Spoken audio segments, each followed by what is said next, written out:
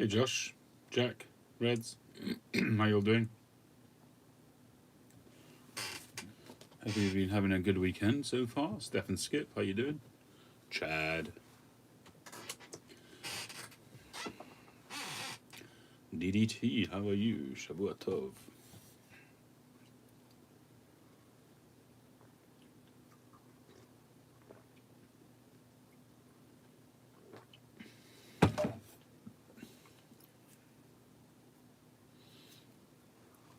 Tony, good evening, Fred.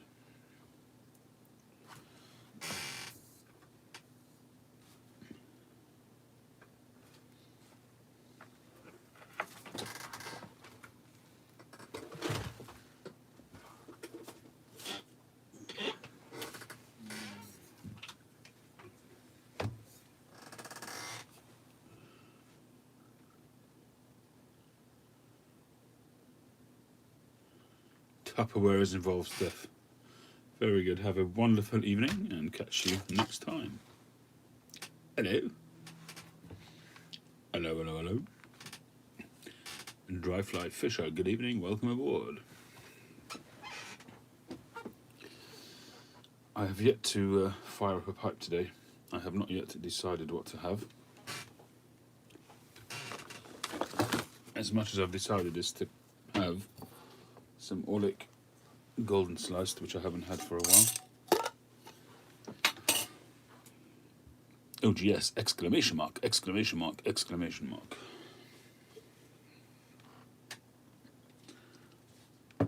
Jesus, Bigora.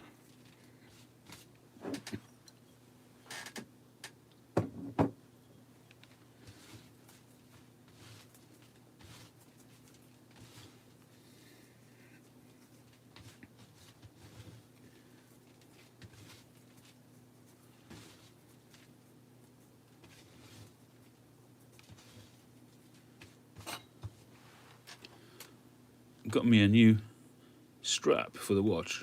Stretchy strap, woven strap. £99 from Apple, £13 from Amazon. You gotta love that Amazon.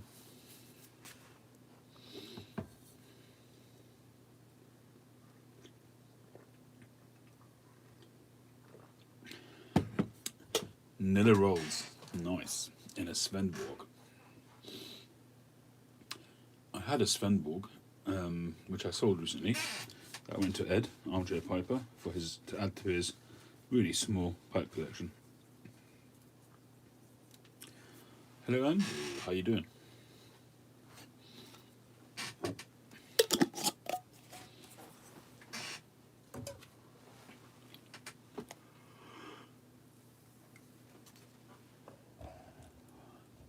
don't need to see the screen, do we?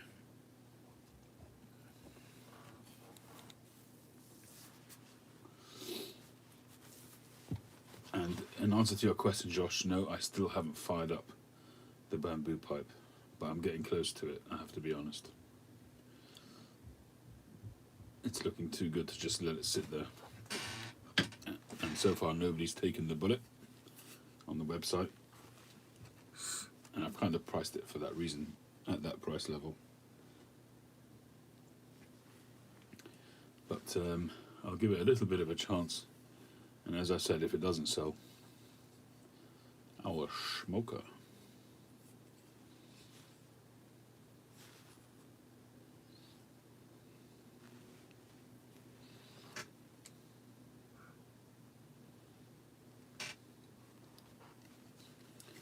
Cliff, baby, how you doing?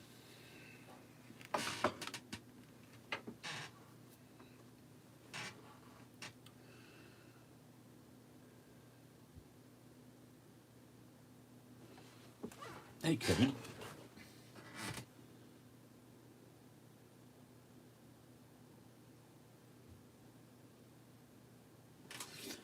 Yeah, it's all right, the roll cake, but it didn't really call to me that much either. Although I preferred it, a few bowls later rather than the first bowl. I certainly enjoyed it more in subsequent bowls. I was trying to get the words out, but certainly the regular vanilla, the loose cut, works better for me than the roll cake. I still need to try the flake version, but yeah, I'm. It is quite earthy. Yeah, you could say grassy, but it's definitely a much more savoury experience, I think.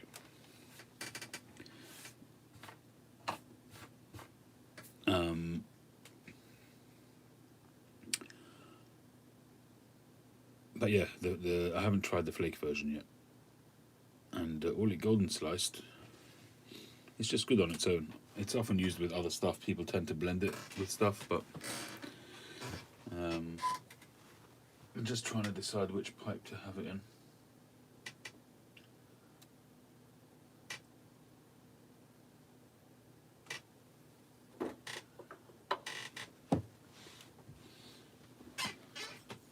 I think I might smoke it in me Northern Briars. Canadian.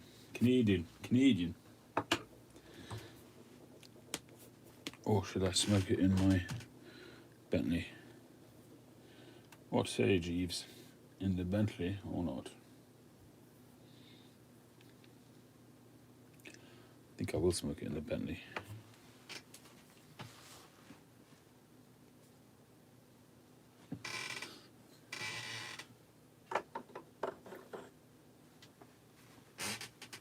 Good evening, Dave.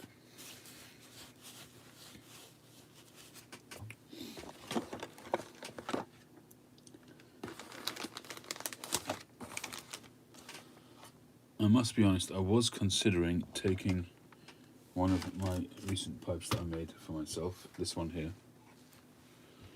I am kind of considering this one, I must be honest.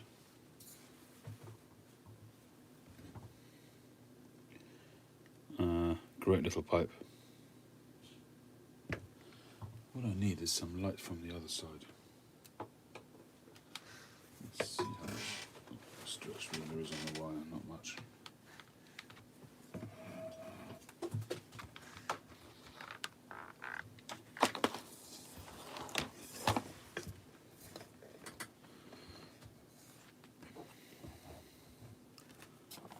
Maybe that's a bit better. So at least you've got some light on the pipes now. So this pipe, really nice grain, beautiful grain in fact. A bit of plateau on the rim there. Very nice bird's eye on the rim and underneath. So I've kind of been tempted to take it because it's a relatively short smoke. It's a narrow bowl, and it's obviously sort of a squat kind of shape. So I'm very much into the short smokes. You know, I prefer to smoke smaller bowls more often with different tobaccos. So I'm kind of considering that. We shall see. Good evening, Boris. How you doing?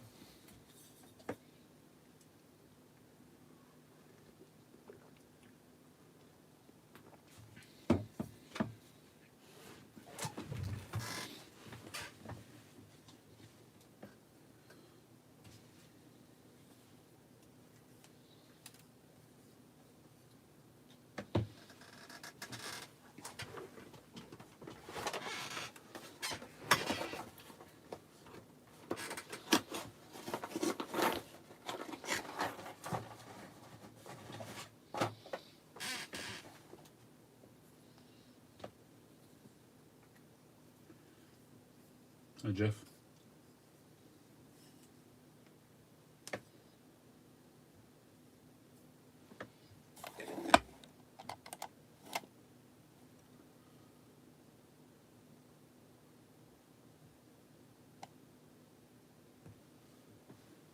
Good evening, Phil.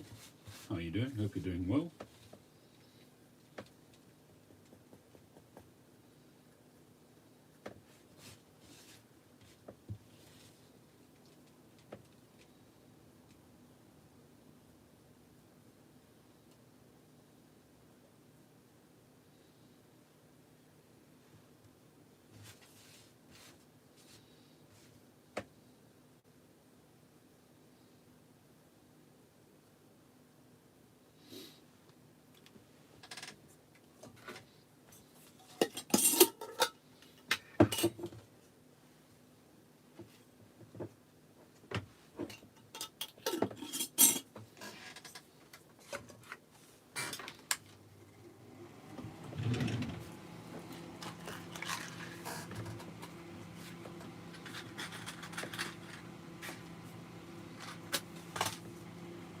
Well, we've actually had a really nice day today. It's been sunshine all day, pretty much.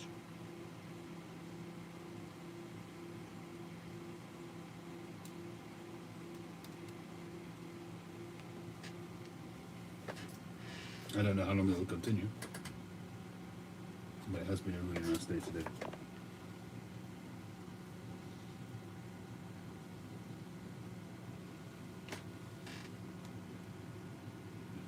You beat up? Yep, it's 10 past midnight. We changed a couple of weeks back.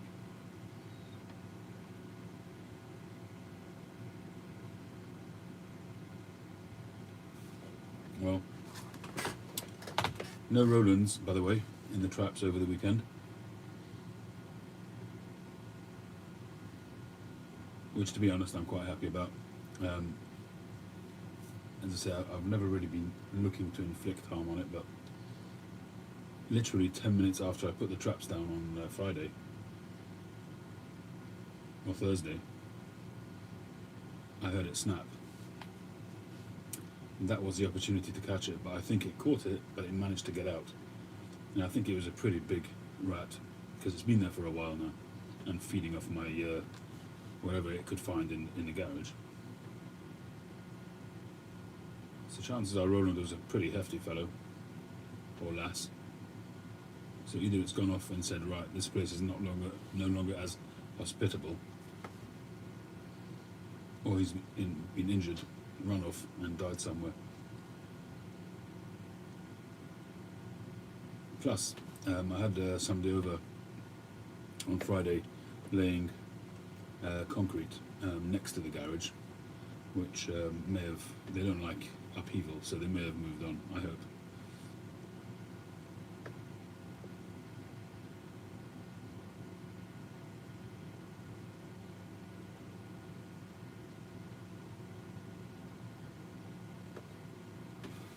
Yeah, exactly, Andrew. Maybe he's watching my channel. So this is the first stage, and I've been thinking about it actually, and what I might do is actually on the new area which is concreted, I might show you some pictures of it tomorrow, is actually build a workshop from scratch, and that way I can build it sort of made to how I want it. It's a big project, and it's not something I can do in one go financially, but it's something that I'm going to be looking into, because originally I was going to leave the workshop where it is and move what the workshop was before into a new sort of spot next to the garage, but it makes more sense for me to actually let the garage be the garage and make a workshop next door. So that's what I'm looking at now. So I've got to decide whether I build it from Hey Inverted, welcome aboard. I've got to decide if I build it from timber or whether I build it from block. So those decisions have to be made, but I haven't got an awful long time to get it done, because I used the garage on the festival of Sukkot Tabernacles, that time when we live outside for a week almost, and that's going to be around, when is it? It's usually around September, October, maybe a bit before. So what are we now? We're in April, so it's May, June, July, August. I've got about 4 months to get it done, something like that.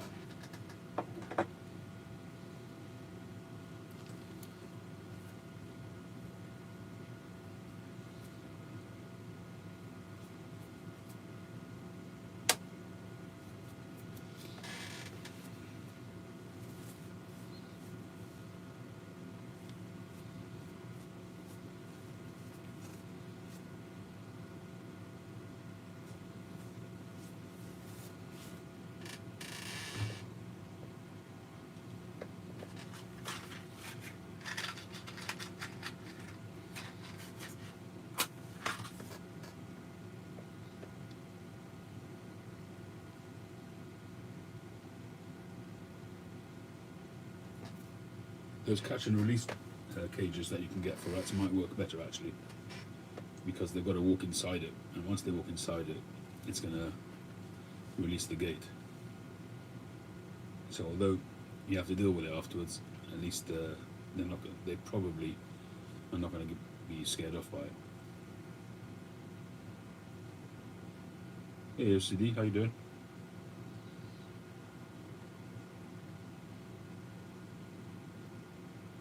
Saludos, Inar.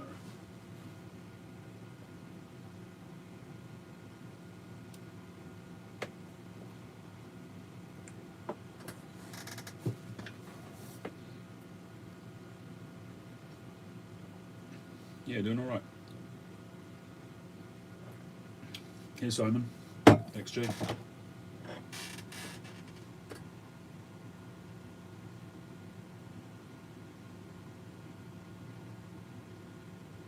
Hey Meeks, long time no see. Hope you're well. Where you been, mate?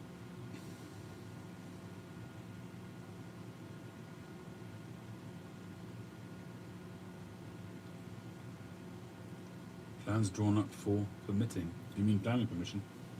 I don't think I need to get planning permission for an outhouse. So initially, you bought your first home. Congratulations. Hey Victor.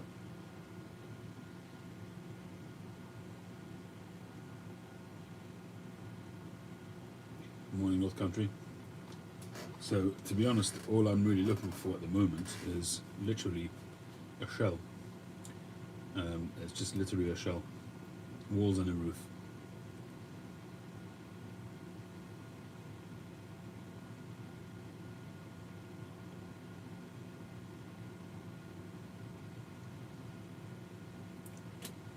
Yeah, ordinarily you wouldn't need scale plans, but for something which is, well, actually, come to think of it, maybe I do need it beyond, because the garage takes up a good part of the back of the house. I'm not sure. I think I've got a feeling that I don't need it, especially if it's a timber shed type thing. But if it's block work, maybe I do. I don't know.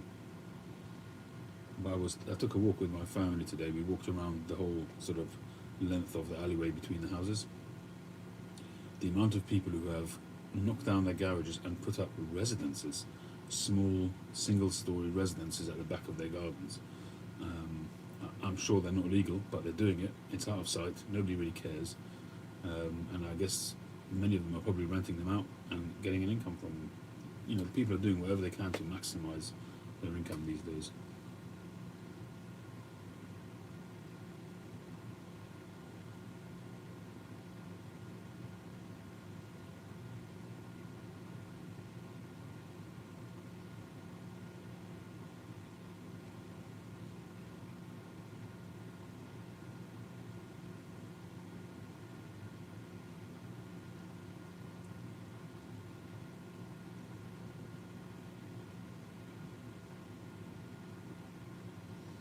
Oh, nice one, Victor. Good, enjoy it.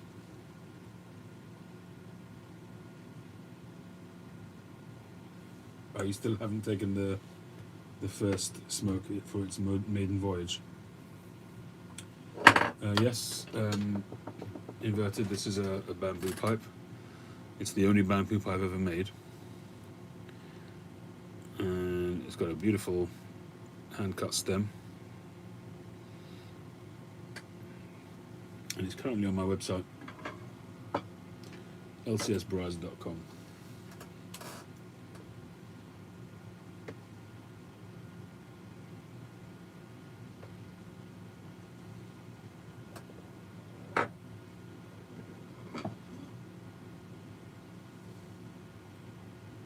It is Eldritch, yep.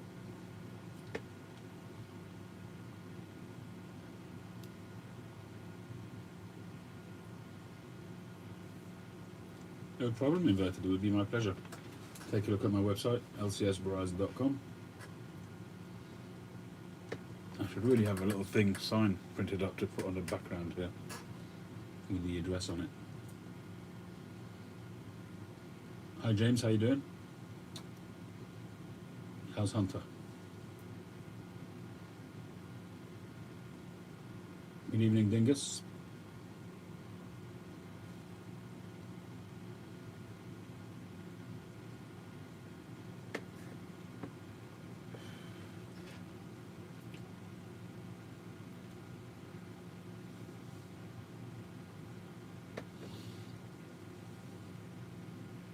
All the best, Phil.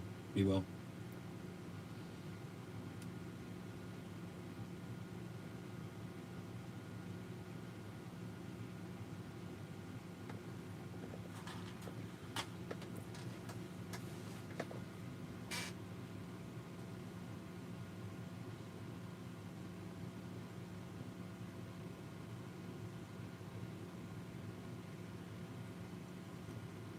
Do I have any layaway? Mm. Well, I must be honest, there are a couple of customers who are regular buyers, and I know them, and I will usually take a part payment for a limited time, and I'll mark it as sold.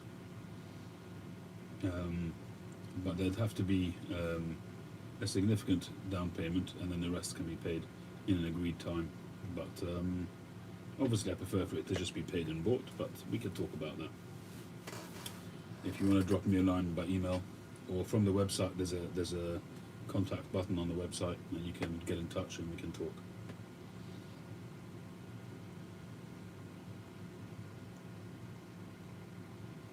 Mm. Well, the youngsters have a propensity for healing fast, so hopefully he'll be right as rain soon.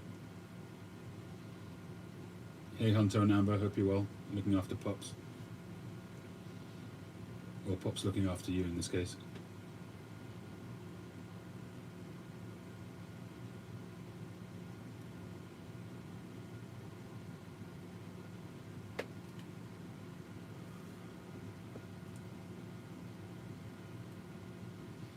Hey Johnny, Charlotte is in the house.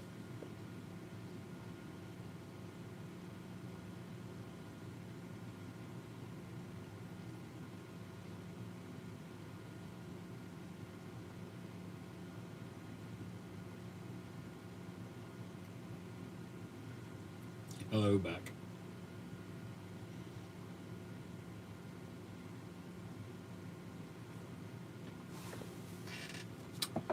Alright, so where are we now? We're 23 minutes in, so I think we can show the pipe and make a start.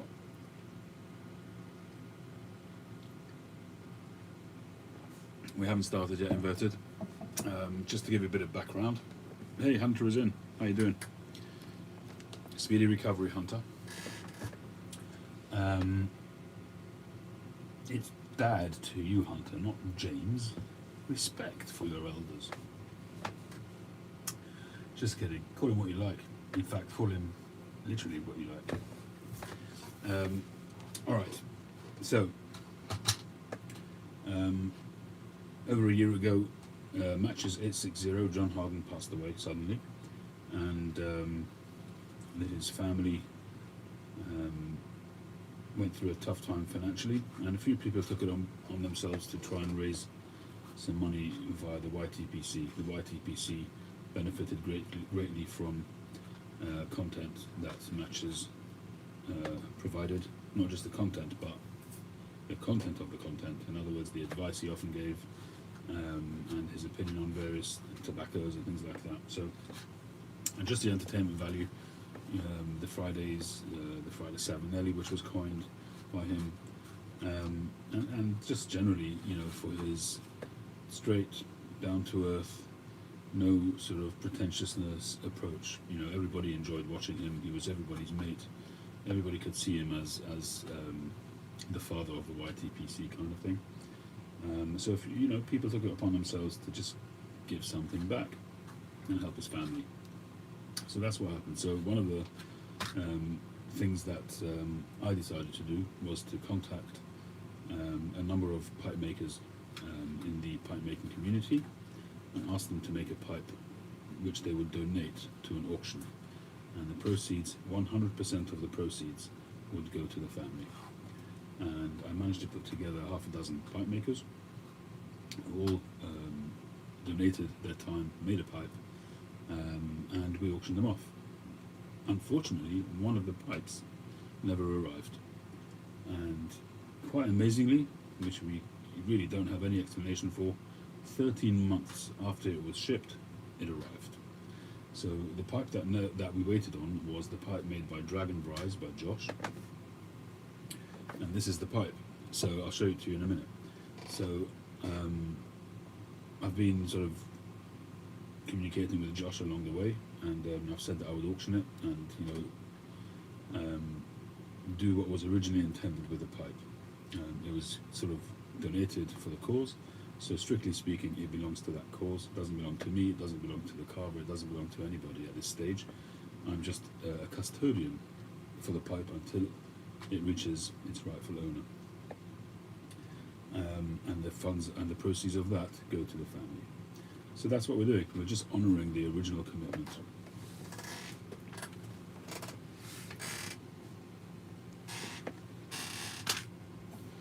There was a concern that 13 months down the line, 14 months now down the line, it would be a little bit irrelevant, and it's kind of gone off the boil. But I had to think about it, and to me, it was just a matter of it's just a matter of being honourable, and it's as simple as that. There wasn't really any other consideration for me, and the bottom line is that it was donated for a purpose, so it needs to be seen through. And that's basically how I see it.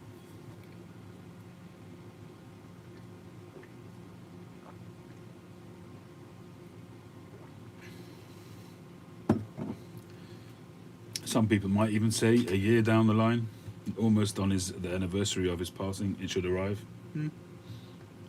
I'm not saying that, but some people might say that.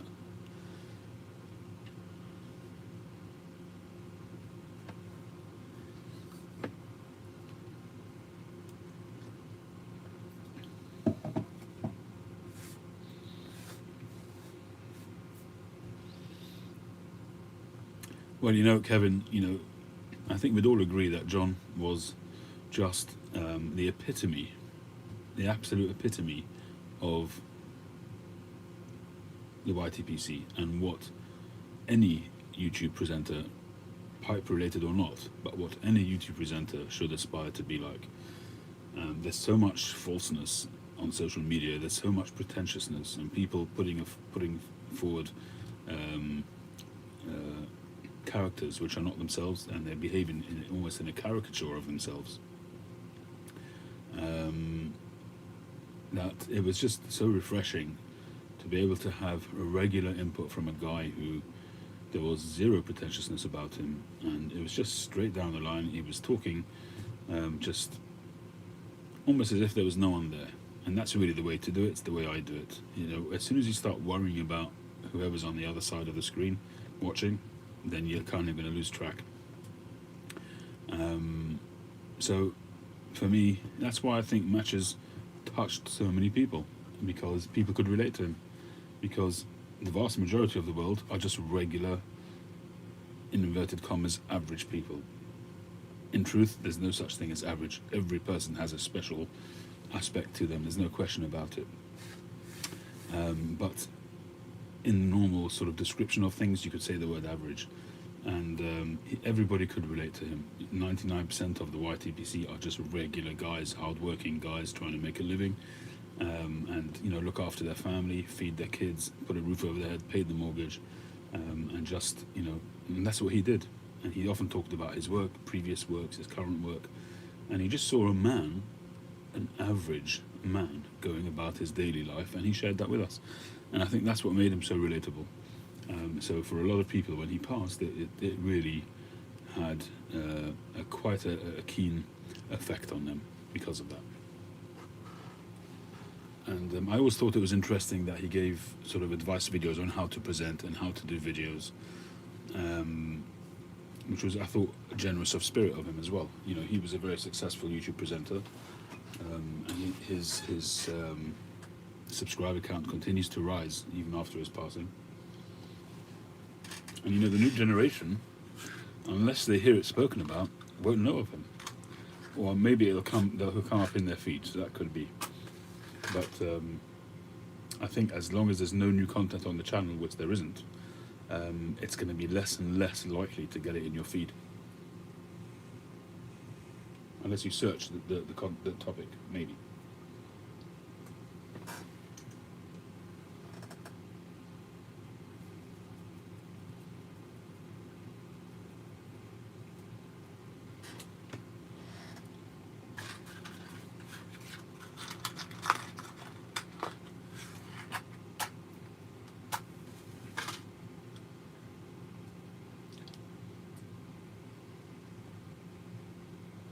So, in addition to the fact that we're auctioning the pipe, as Cliff says, it's really nice to just talk about him again.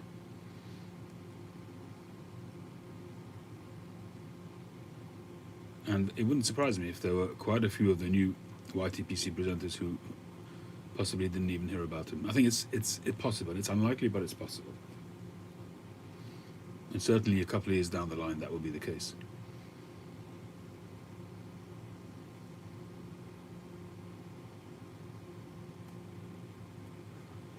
So, let's have a look at the pipe.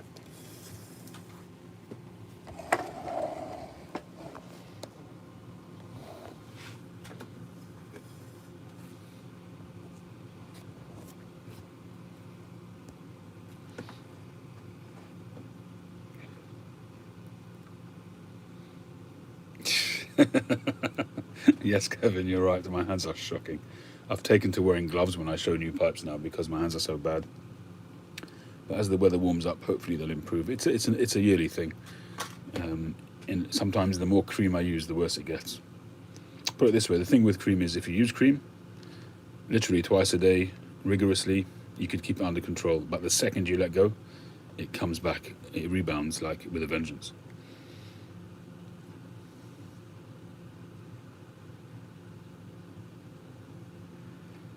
So the concept of the Matches 860 auction was that each of the pipe makers makes their interpretation of the Friday Savinelli, which is the Savinelli 673KS.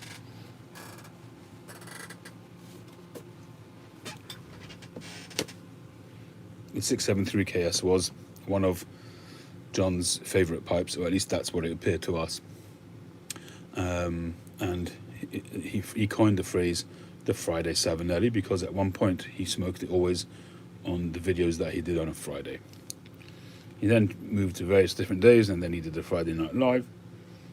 But there was a significant period where every Friday he would upload a video, and very often he would be smoking the Friday Savinelli. So one of the other commemorative projects that was undertaken was by Eddie at the Pipe Nook. After mine, I should say, but never mind. We're not counting. But Eddie did an amazing project. He got Savinelli to agree to run a series of the Friday Savinelli in commemoration of John, and they stamped it the Friday Savinelli, which I think was awesome. I can't see why Savinelli wouldn't do it, because for them they're selling 860 pipes.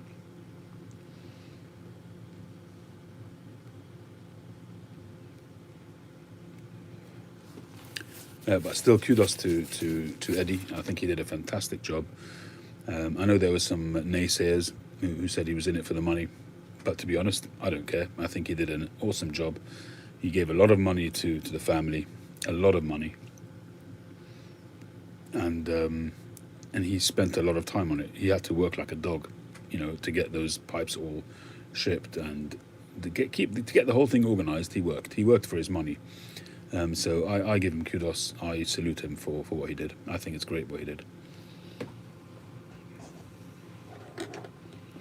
So this is I did a part trade with somebody in the YTPC. I didn't actually order one myself because I felt that I had done my contribution by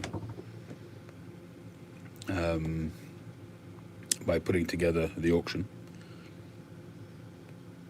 The auction, incidentally, raised a couple of £1,000 or dollars, I don't remember now, but certainly I think it was over £2,000, and that was all sent to the family. And tens of thousands, there you go. So anyway, afterwards I decided that, it would be a good idea to get one. So that's what I did. This is pipe 368 of 860.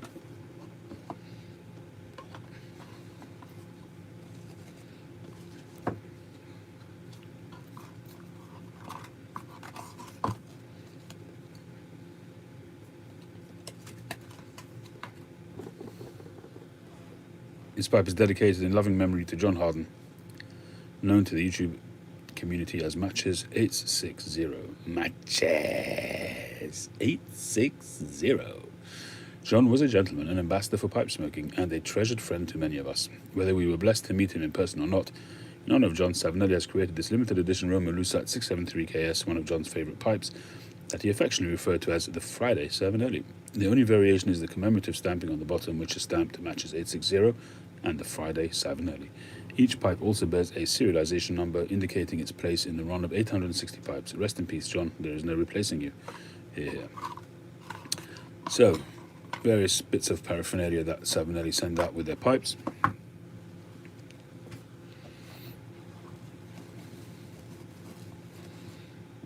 So this is the Savinelli 673 KS Roma Lucite. It is unsmoked. It actually looks very, very well drilled. And on the bottom, matches 860, the Friday Savinelli, 368 of 860.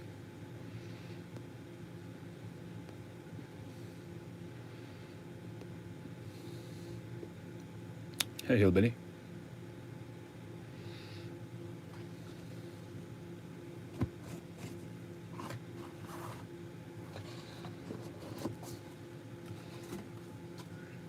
So that's the mattress 860 pipe.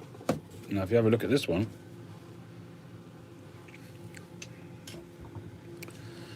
so this one is made by Dragon Briars. This is his signature rustication or carving that he does. It's like a sunflower or sundial kind of motif, which he puts on some of his pipes.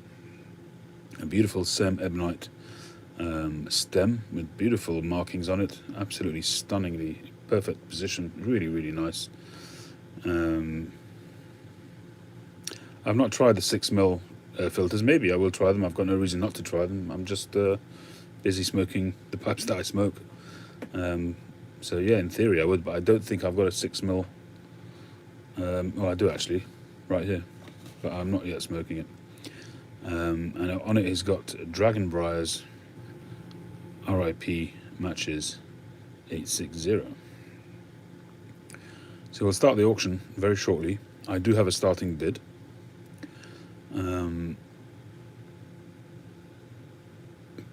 Nice button, very well made, well balanced pipe, and this one has got the triangular shank, which is what the 673 has. It's actually a very, very faithful reproduction, perhaps without the band. I think there's a band on that one, if I remember correctly.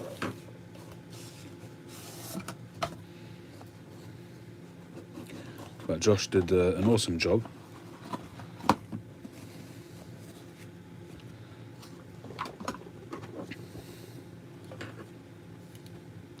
So there's the 673, and there's a copy, or his version of it, I should say, his interpretation of it. And I think he's done a bang-up job. A little bit more sculpted, and the line here is a little bit more evident than on the 673. It's not filtered, no. It's a regular tenon.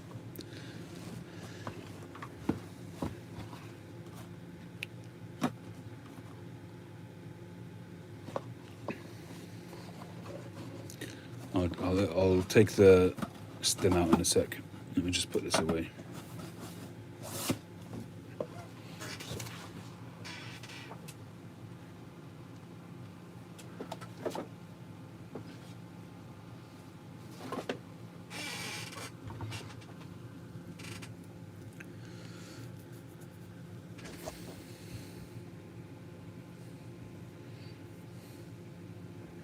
Nice snug fit. In case any of you don't know, when you're taking a stem out, always twist, don't pull. And when you put it back in, twist it back in. So you've got a regular tenon, countersunk. Drilling is spot on.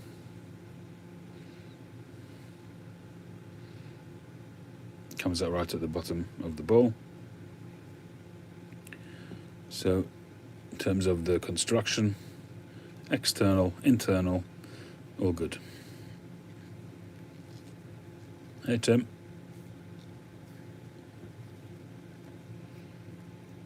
I appear to be struggling with it only because I've got a problem with one of my fingers, which is causing me discomfort, but it's absolutely fine. It's a good snug fit, but it's a good fit. It's not too snug. It's how you want it. Oh, and I'll leave this out actually.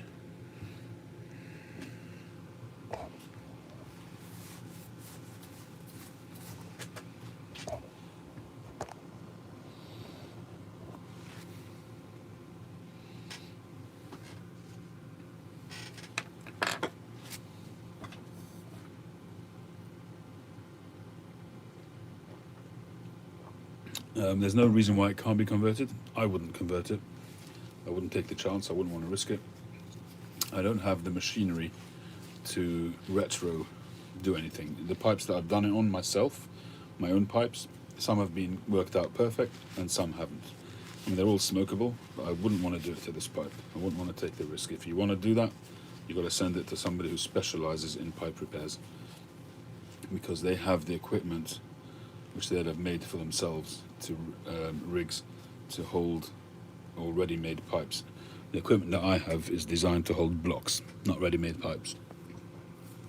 So I can't deal with that. If I did it by hand, basically you're taking the chance of whether you drill it absolutely true or not.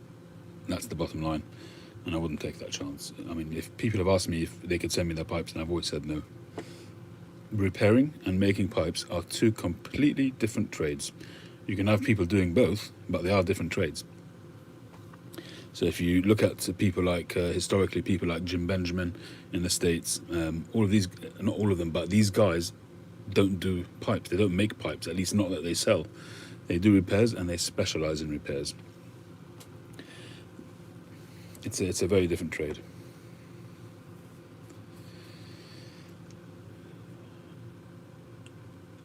And you'll find often as well is that those people who did specialize in repairs and then moved on to making pipes, oftentimes they the pipe repairs kind of then became second fiddle, because their pipes became so much in demand they couldn't keep up with demand.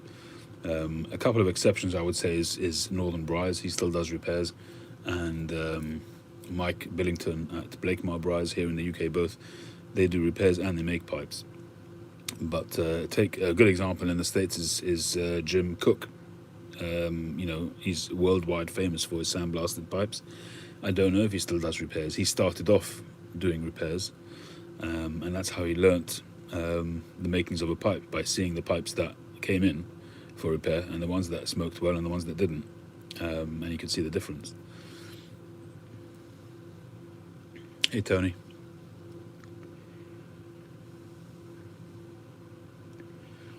Okay, so we've got 60 in the house, so I think we can start the auction. So this is how it's going to work. I'll simply run the auction like any other auction. I'll call out the prices, and you can put your bids in on the screen, type in your bids. If you want to, you can send me I'll have my email up on the screen. If you want to send in the bids anonymously, I'll have my email up on a second screen here. Send your bids to lcsbriars@gmail.com. I'm going to type in the address, lcsbriars.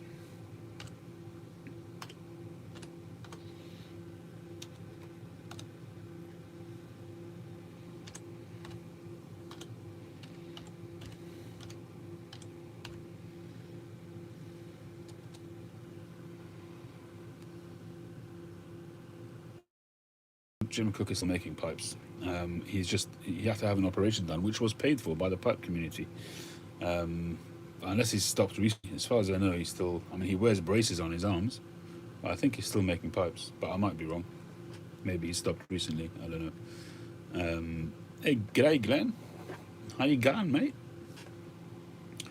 But as far as I know, Jim Cook is still making pipes. He does have trouble with his hands.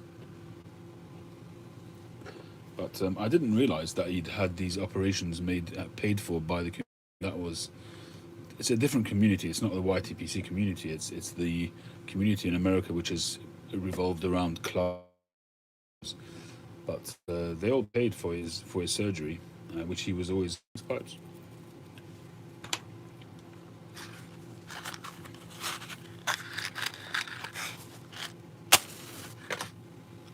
I used to, before I went to 9mm pipes, I used to watch his website. Every so often there'd be a pipe come on, but it went to me, and they're a little bit too much for me.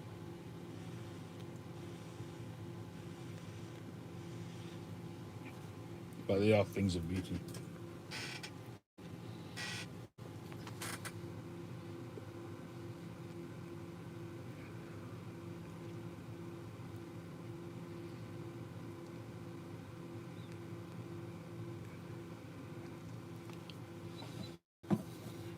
For those of you who haven't met Drop Bear Woodworks before, Glenn,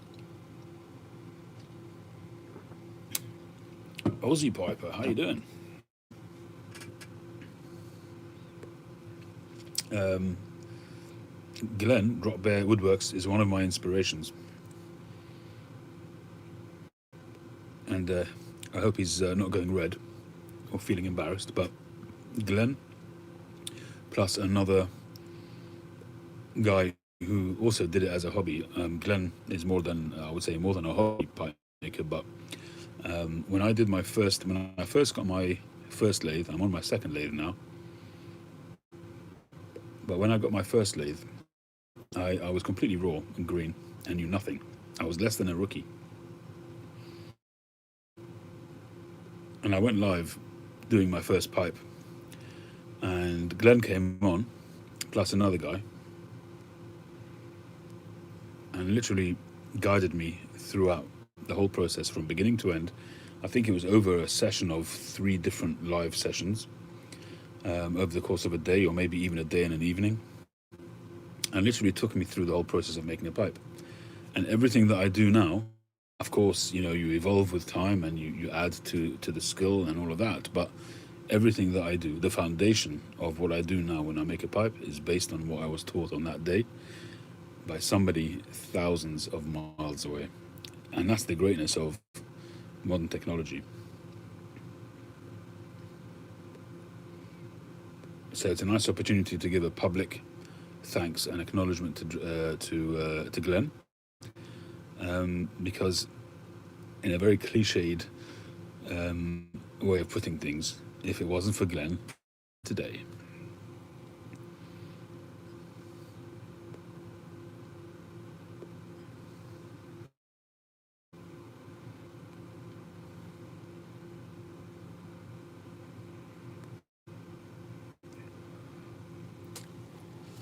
Well, I've got a little treat in store for Glenn as a little thank you, which is going to head his way at some point in time.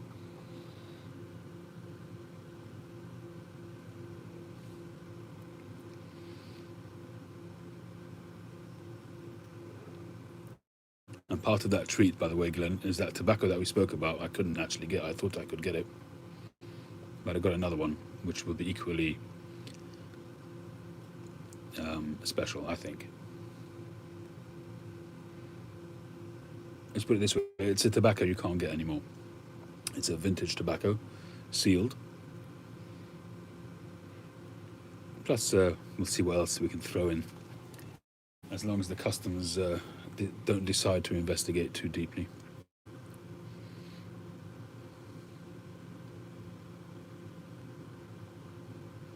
And I actually have the tobacco in my possession now, so I went out and bought it. I got in touch with a guy who I know has vintage tobacco, and I bought it for this particular purpose, to say thank you. Loose English. Carter Hall, how did you know, Chad? Or how about a bit of clan?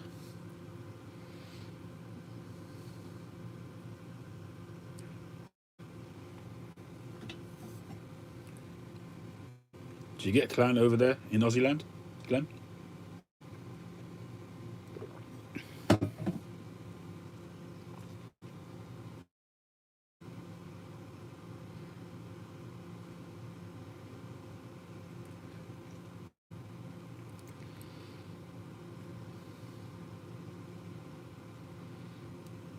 No clan, good for you.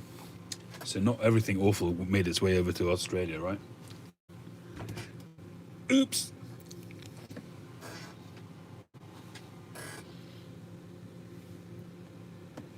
Enough of that. Okay, so let's go on with the auction. So I have a starting bid. The starting bid is $250 US. Let me just do the conversion because the auction is going to be in pounds.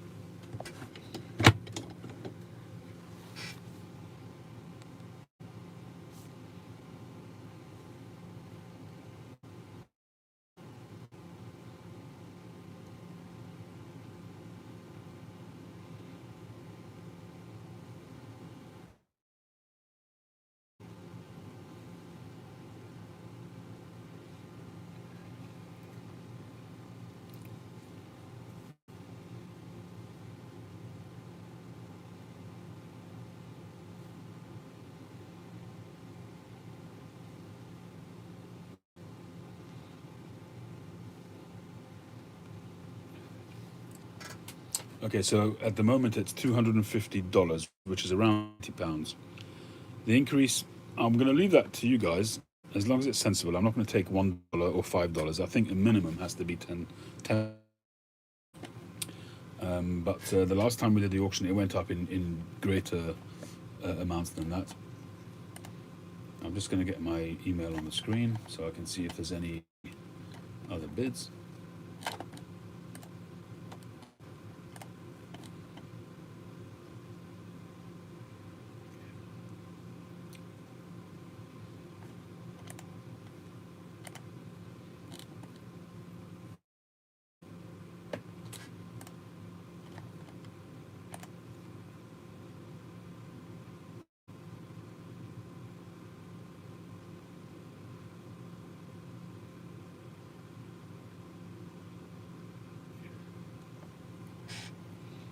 I'm currently smoking Orlik Golden Sliced in my Bentley Bent Billiard.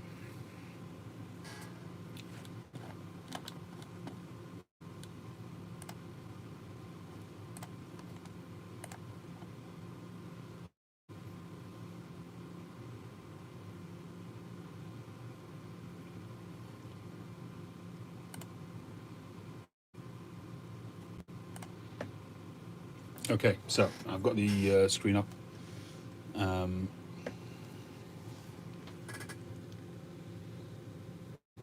So if you want to send a silent bid by email address, you can, lcsprize@gmail.com. Abe, how you doing? Enjoy that LCS blowfish. Haunted bookshop for Kevin, very appropriate.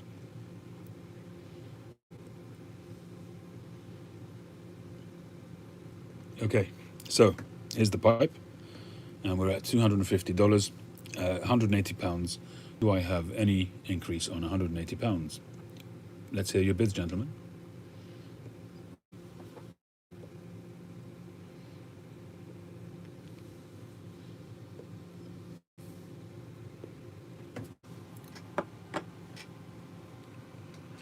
$300 from the Simplex, thank you very much. $300. Version's up to date. So you can bid in dollars or pounds, that's fine. So that's at £215, give or take. $300. Dave, you need to refresh your browser.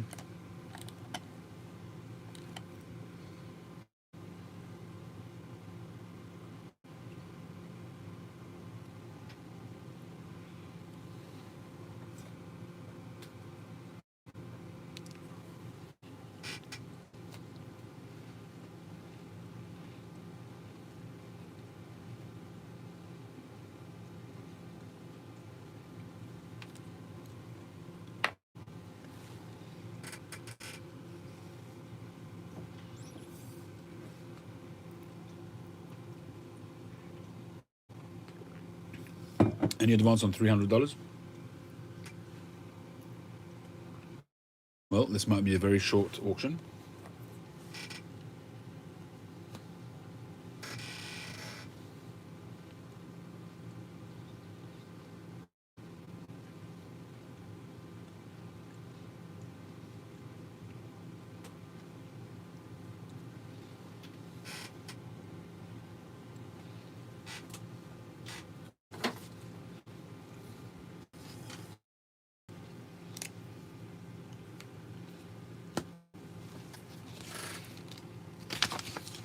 If I'm not mistaken, I'm not sure what Dragon prices usually are. At the moment, I don't think we're way away from the regular price. So given that this is a charitable auction, this is not just about the intrinsic value of the pipe, but about raising funds, raising charitable funds. So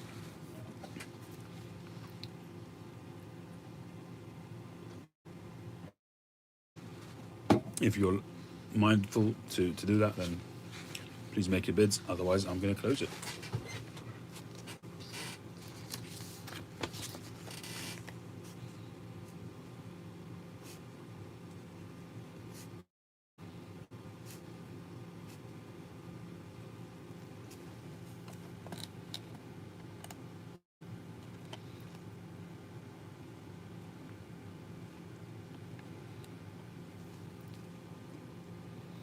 $3.10 from Jeff, WV Cigars. Thank you.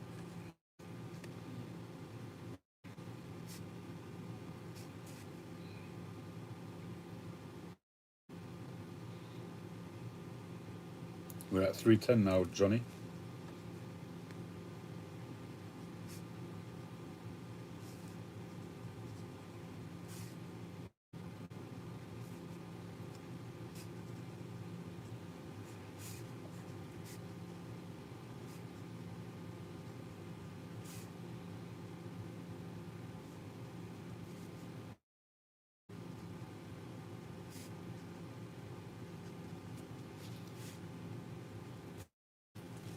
$3.20 from Johnny. Thank you very much. 3.20 is a favourite number of Johnny's, as you all know.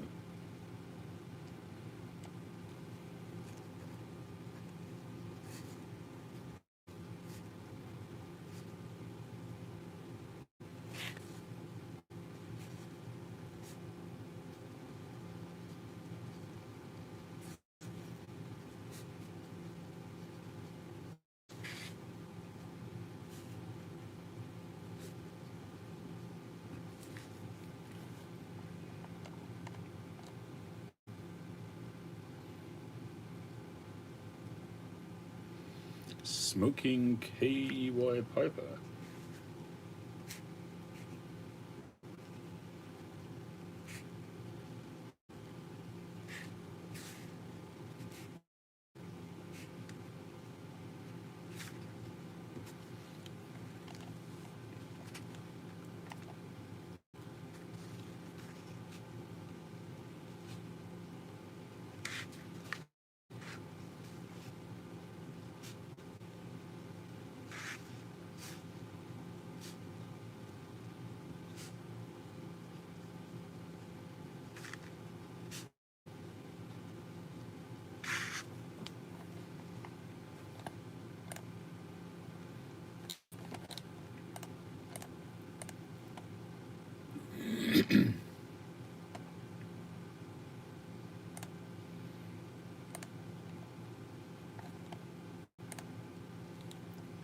So at the moment we're at 3.20, and that in terms of pounds,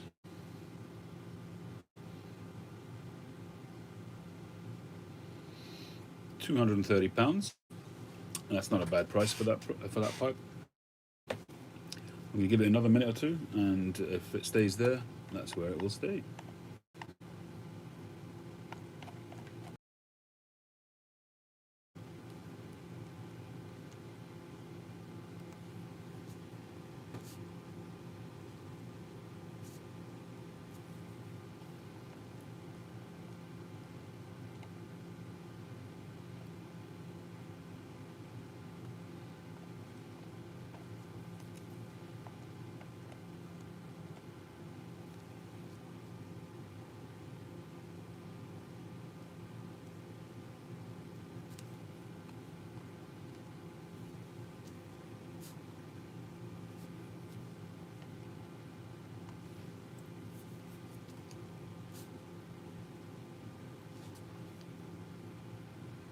No, Glenn, I haven't sold the bamboo yet.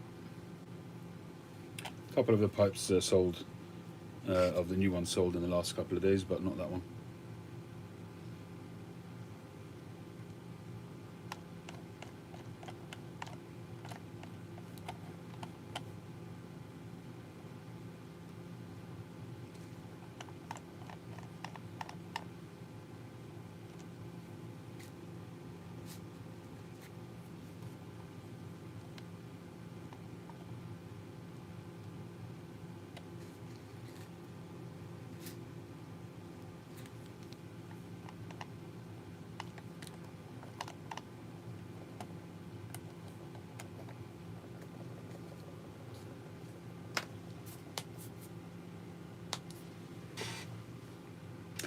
All right. Well, it doesn't look like there's going to be any further movement, so I'm going to call it once. We're currently at, what did we say, 3:20, and it's with Johnny with 2 a.m. pipe on a patio.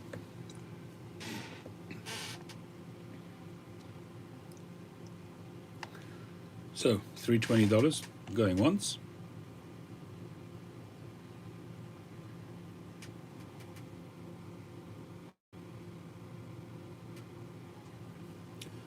Well, XJ, do something about it.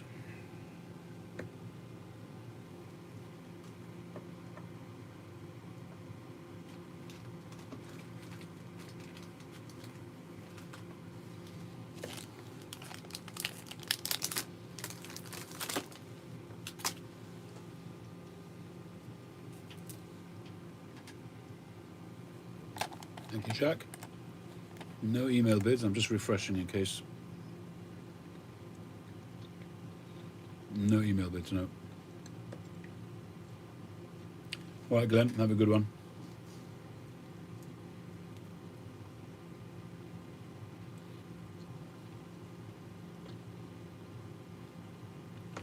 No worries, XJ.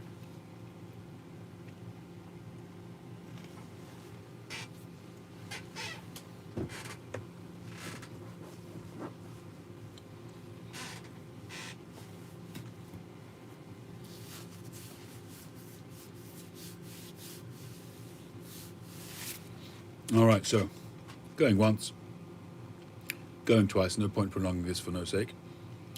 And I will say sold. So that's 320. And that goes to Johnny. Well done, congratulations.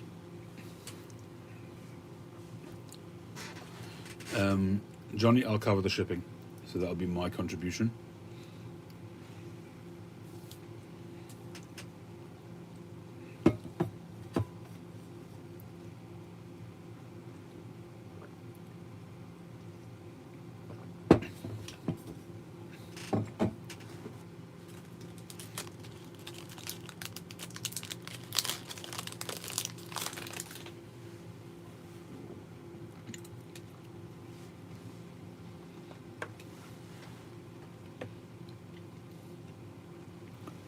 Yeah, he's definitely made this a signature of his, and he does it beautifully, and it's a very recognizable aspect of his pipes. I think all pipe makers strive to have some kind of recognizable aspect to their pipe making, and that's a great one that Josh has. Because you can have whether it be a smooth pipe, a rusticated pipe, or sandblasted as this one is, and having that design doesn't take away from the basic design of the pipe. You can still have it rusticated, and it doesn't take away from the pipe. It's a really nice sort of signature that he's got there.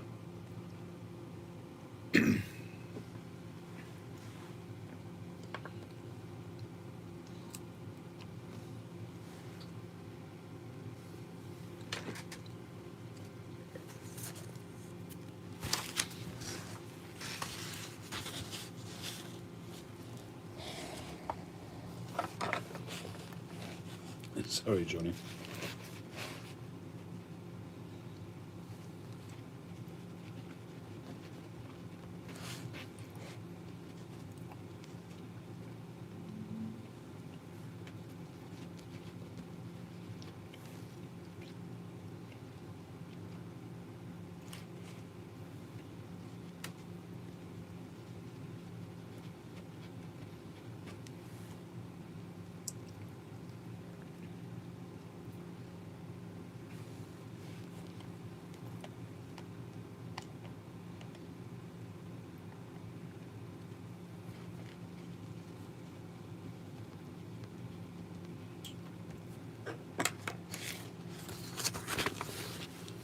Okay, so just to my little kind of way of saying thank you for this little get together, for this little auction, I've decided to do a little giveaway here in the background.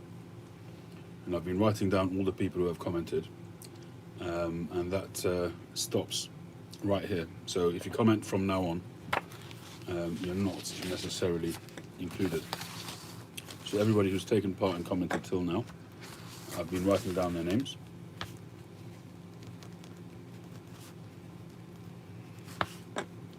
Gary Miller gets in at the last. I'm going to read out the names. If you commented up to now and I haven't said your name, then please say so and I'll add you in. The pipe I'm giving away is a pipe that's been on my website, and I think it's a really interesting pipe. It's got fantastic grain. It's this submarine pipe with a reverse plateau. It's got a gorgeous grain, and I'll be giving this pipe away. Tortoise shell stem. Cliff, good job you said your name because you weren't written down. And I did see you commenting before.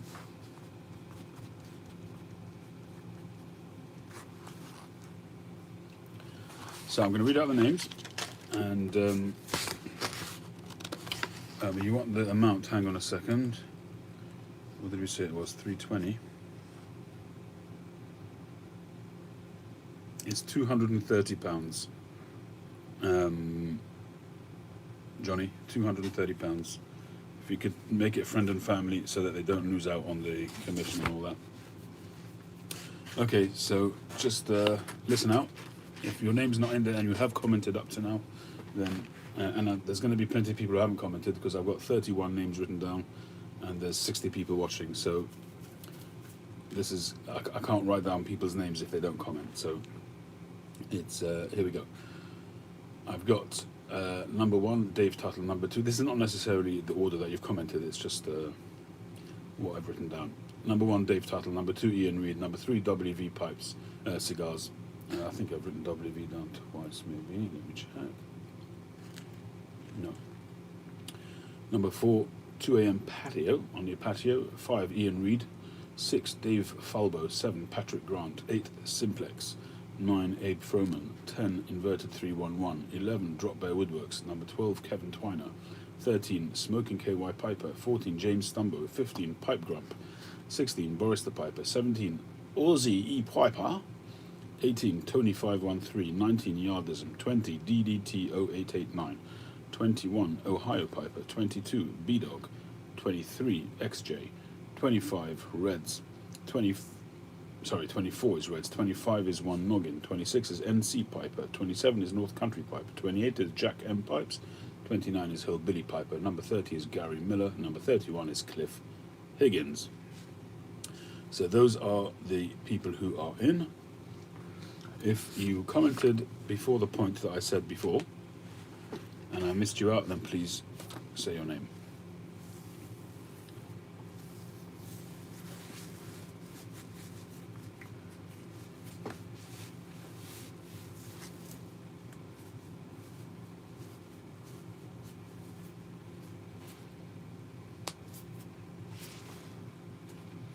So I take it that I've got everybody.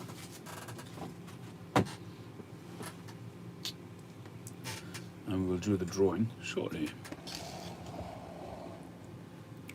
I'm going to relight my pipe.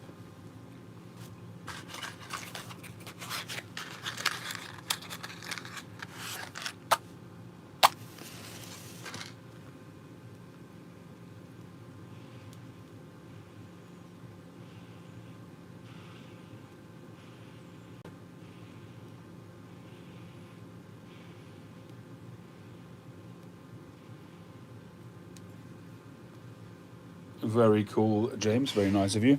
I'm sure Johnny will appreciate that.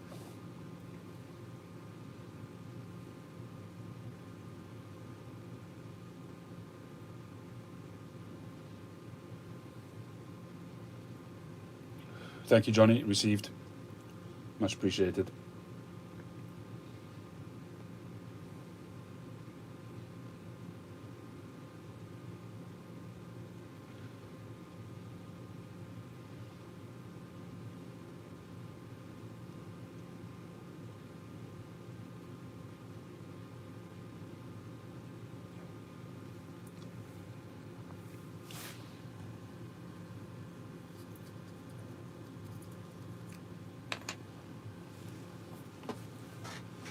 Been digging these Peterson pipes you've been getting, Johnny. It's a really nice range, the last couple of ones, those Petersons that you've been getting. How you doing, Tree? It's all done and dusted, NC. Oh no, I haven't done it yet, sorry. This I'm giving away this pipe. This is my LCS submarine. Beautiful grain. Reverse. Plateau. Hey, Flat Cap. So all the names that I called out before, and your name was on there, NC, will be put in the hat. And somebody will win that pipe.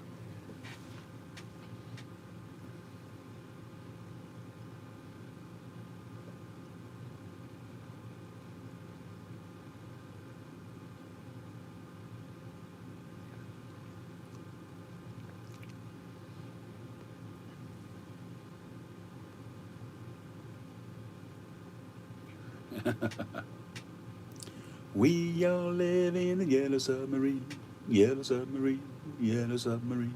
We all live in the yellow submarine. Mm-hmm. Mm-hmm. Mm-hmm.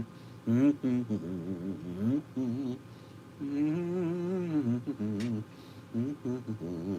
Mm-hmm.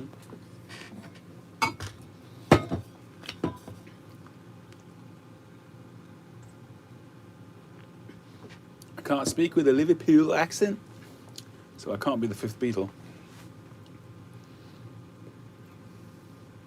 Hey Eric, how you doing? It's all done and dusted, I'm afraid. The pipe is sold. Pipe went to Johnny. 2 a.m. pipe on the patio for $320.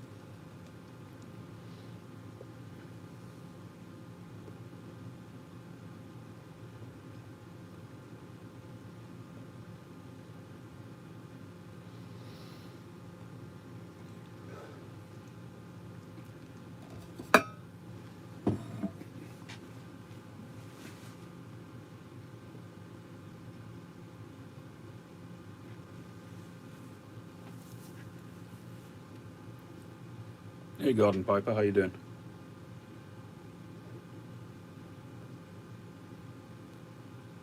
$320 is definitely Johnny's number.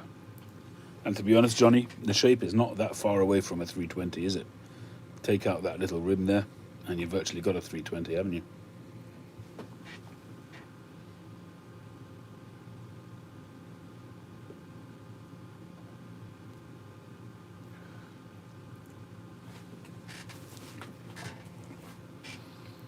All right, so we'll do the drawing for the submarine pipe. So we've got how many numbers? 31 names in the hat. I think I've still got a number cruncher on here. Oh, I used to have one. Yeah. Oh no, that's top 9. Hang on.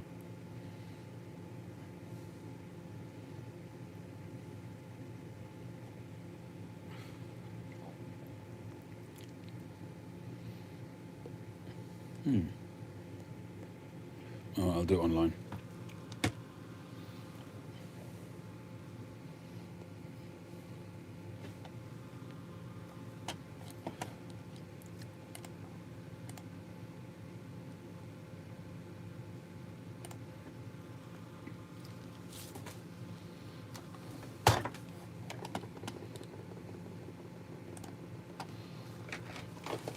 Yeah, it is a lovely, lovely stem.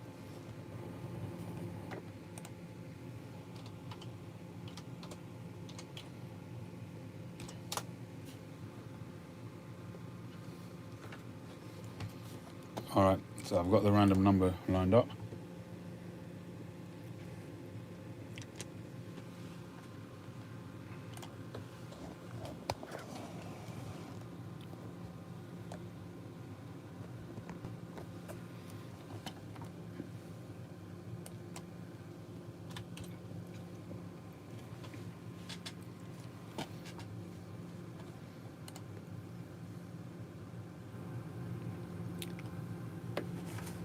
So I've got the names written down, and I'll show you the winning number when it's done.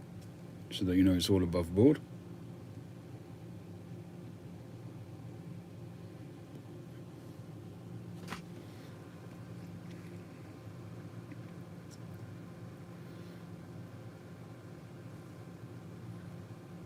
Excuse the rotten handwriting, but I did it kind of with the camera in the way.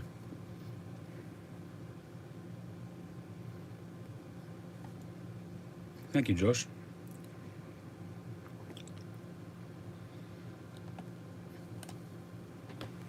Alright, so you have 1 in 31 chance of winning this pipe. So let's generate. Boom, boom, boom. 22.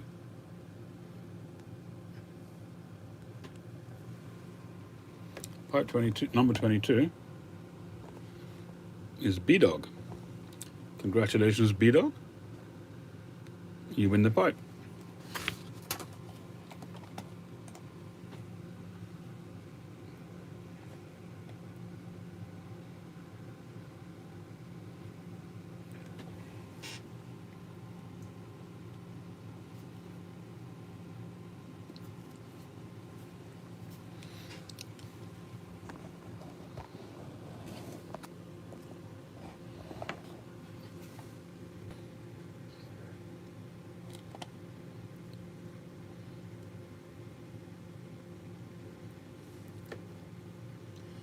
Flat cap. I'm sorry, you just came in a little bit late and you missed the listing, I'm afraid. Sorry about that.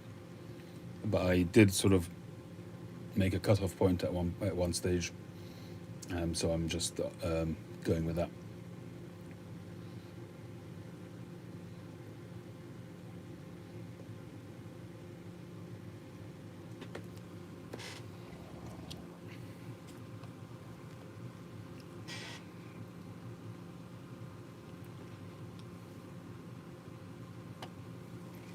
This wasn't a scheduled giveaway. This is just in the spirit of the whole, thing.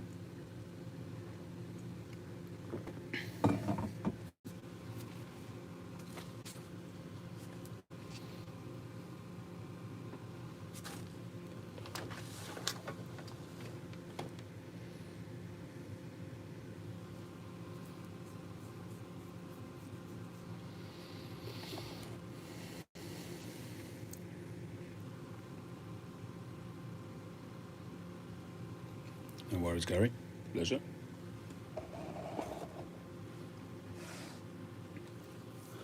Right, so let me make a note of that before I forget. B-Dog, just drop me a line, an email or something.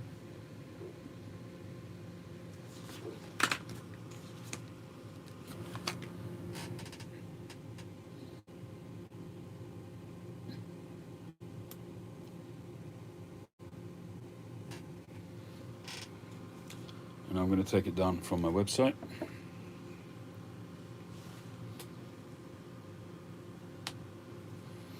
You can say so yourself, Horatio, if you want.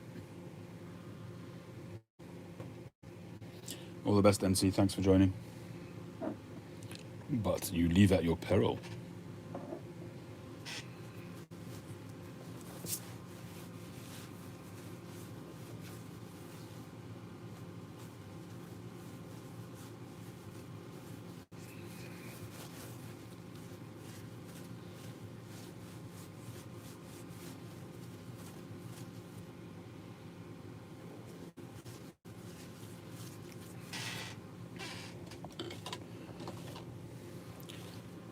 Anybody interested in me showing some pipes that are for sale, maybe?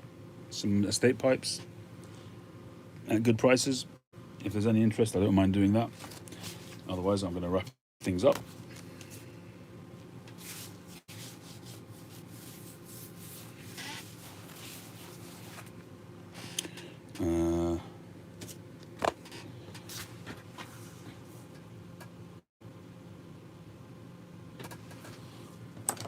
So I just need to put the rightful owner on this one.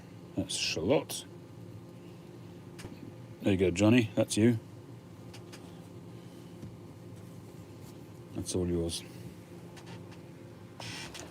Alright, so some of these pipes you'll have seen before.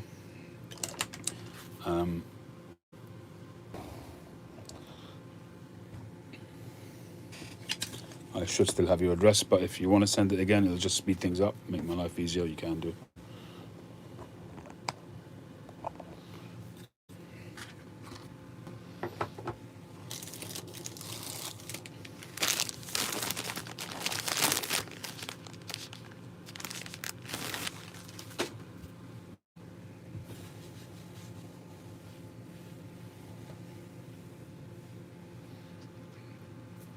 So I'm going to put them out here so you can see before I start which ones they are, and we can take it from there. This is a new unsmoked Chacon. This is a Chacon Exquise, it's called. Exquise, I suppose, short for French for exquisite.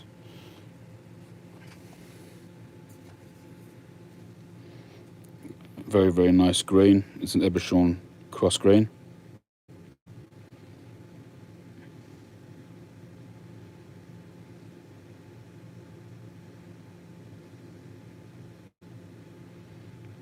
Beautiful pipe.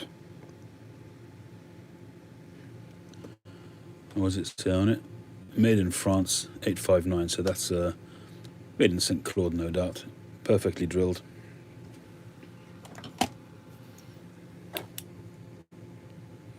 Beautiful drilling there. So that's the one that's going to be available. This is one of my pipes, also unsmoked. It's an LCS saddle billiard. This is a seconds. It's got a couple of dings on it, which I'm not sure. I think it happened when I put it in the vise to do something to it. I don't remember what it was now, but I decided to just set it as it is, as a seconds, and it may be slightly off center or something. No, that looks not too bad.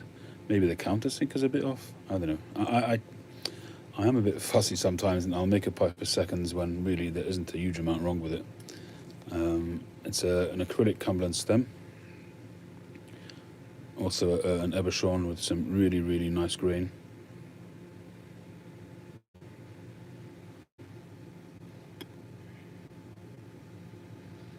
Beautiful grain. Oh, I thought that was something there, but it's not. Bit of rubbish. So it's got LCS Briars, London made 2021, and you can see it's got the X's on it, which denotes it being a seconds. So there's that one. I've got this beautiful Peterson. This is a 9mm. These are all 9mm so far. This is the pipe of the year 2018. It's been smoked, but it's in fantastic condition.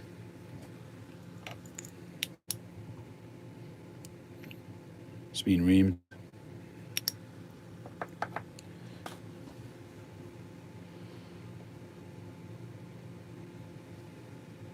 Fishtail, Peterson, sandblast, Rhodesian with a silver band, like an oval shank.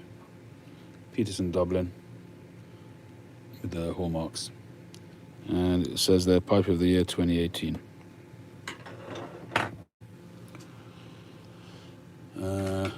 What else? We have this beautiful Duncan Briars. I bought this actually myself and converted it to 9mm.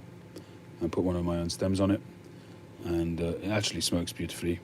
I just don't get to smoke it very much. A beautiful sort of freehand billiard, bent billiard type thing, plateau top. I don't know if Jack's still on, but he's been after this pipe. This is one of my pipes with a razor finish. This is the first pipe that I did the razor finish on, and arguably the best version of it so far. And on there to match as well. I haven't given any prices yet. I'm just going to show the pipes, so in case you want to hold out for any of them, so you can just see what's available before I go through them with prices.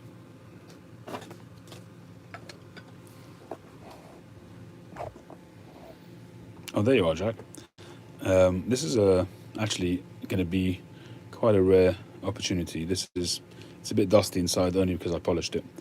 This is a Tom Phillips pipe. Now, this is a custom order that I made, and it had a bit of a journey, this pipe. I sold it and it came back to me. Hi, Daniel. Cumberland stem, the horn insert. Beautiful grain. It's a 9mm pot. And you can see the TP there for Tom Phillips. And the reason why it's rare is because he stopped making pipes a couple of years ago. And his pipes are very, very good pipes. So anyway, that one's going for sale. The pipe's gone, Daniel, yeah.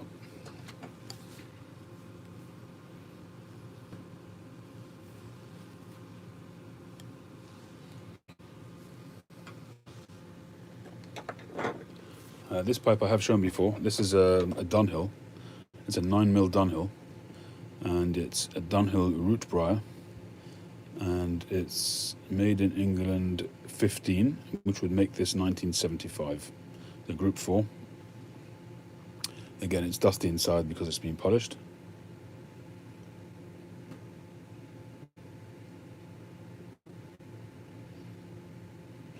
And this one is being sold together with a Dunhill. Let me go through them all, Dave, and then you can call out which ones you want to look at. Sorry, this is going with a Dunhill pipe stand.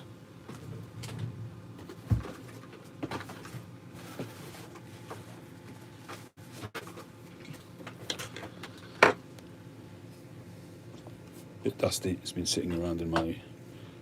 I'll give it a polish up, but this is a Dunhill pipe stand. It'll take 2 pipes and a tamper.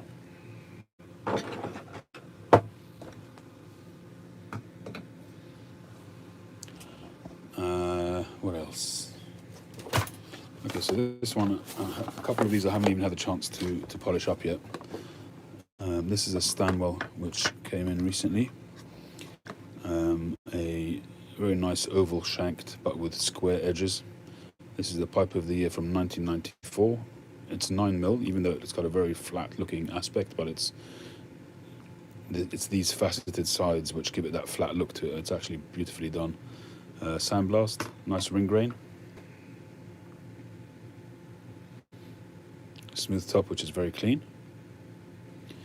What this has is a very, very hairline. Where is it? There. It's possibly been glued in the past or something. It's got a little ding there. I don't know if it goes right through or not. I can't tell. It may well do, so just take that into consideration. But it will smoke absolutely fine. It's a 9mm pipe, as I said. And this one comes with a box. It came in a W.O. Larson.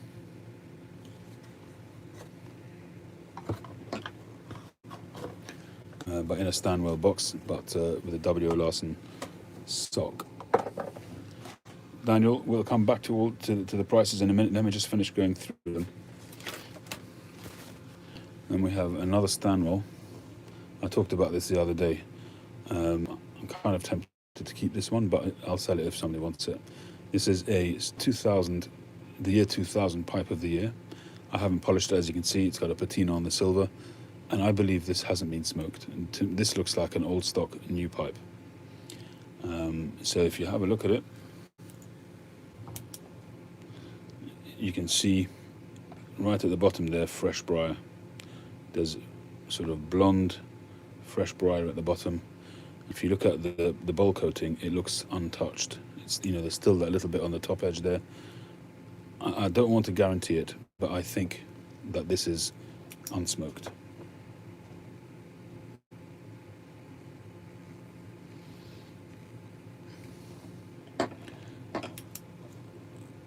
Again, if you look inside there, that looks like fresh briar to me. So again, I wouldn't want to guarantee it. You never know. Somebody could have reamed it inside as well, re-drilled it or done something. I've got no idea. But to my eye, it looks unsmoked.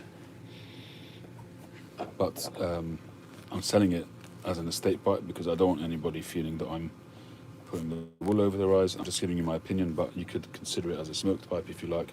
But I think it's unsmoked, if my opinion means anything at all. We have here This pipe, which I made the actual pipe a long time ago. The stump itself I did in 2019. This stamp I put in afterwards because this stamp I only got in 2020. But if you recall, during a live session not so long ago, I put this new stem on it.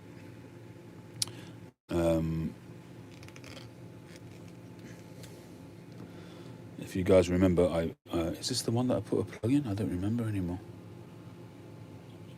I don't know. I think it had a much wider shank, and it was kind of off center, and I re-sanded it, reshaped it, and everything is now as it should be. So the pipe itself will be absolutely no problem at all to smoke. The stem is a preformed stem.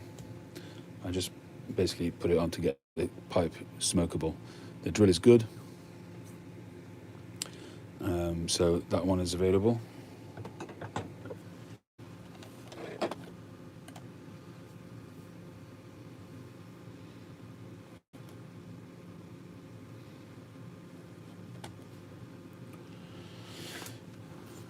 This one here, this is another Stanwell. This has got a stunning ring grain, beautiful ring grain all the way around. And I put this stem on it. Again, it's very clean, very nice, smooth rim, bird's eye on the rim. The stem that came with it was the wrong stem, so I put my own stem on it. And there is, if you look there, there's a little white dot and a little white dot there, and that's basically, I filled that because there was a hairline ding on the top and bottom. And that's to do with how the tenon was installed. It was installed a little bit too far in. But again, it will have no impact on the smoking whatsoever. The bit itself is brand new. And it's got my, basically I've shaped it a bit and drilled it and everything. So that's a nice looking Stanwell. This is called a Stanwell made in Denmark Relief. Because it's the sandblasted version.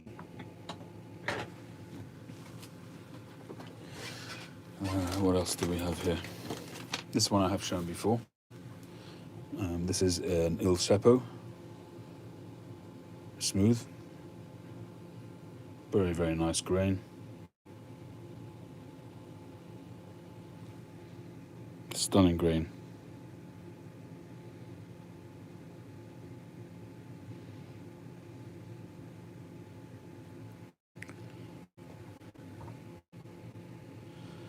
James, I'm capable of buying lotion, thank you very much. In fact, I've got a big old tub of it. But the problem is the more I use it, the worse my hands get, to be very honest with you. But if it's disturbing your sensibilities, I'll put my gloves back on. How about that?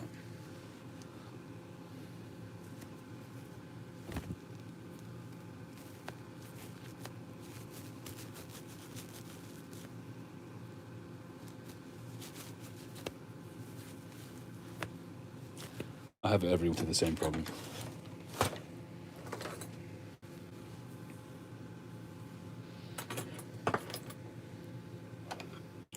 I've got a couple of French pipes here, which I don't even smoke, but I don't know, they somehow they speak to me. So I'm not sure if I'll show them actually.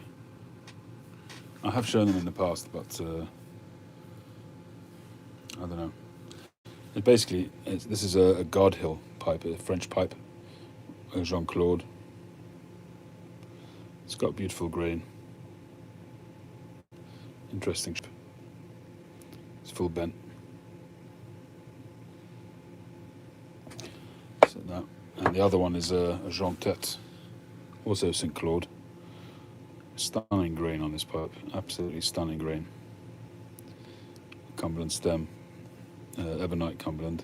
It's like a bit of a rustication on the bottom there. Presumably there was some issue, maybe a pit or something, but the grain on this pipe is beautiful. It's like virtually mint condition. Smoking Ghost. We still have this Lasse Skovgard by Skovgard straight Lovat sort of billiard type thing.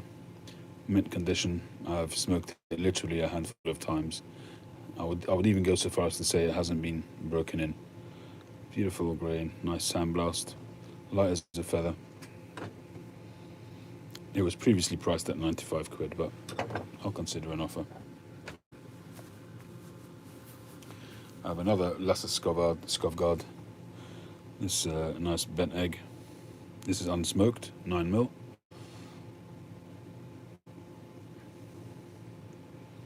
Nice pipe. I'm not even sure if I've shown this one before.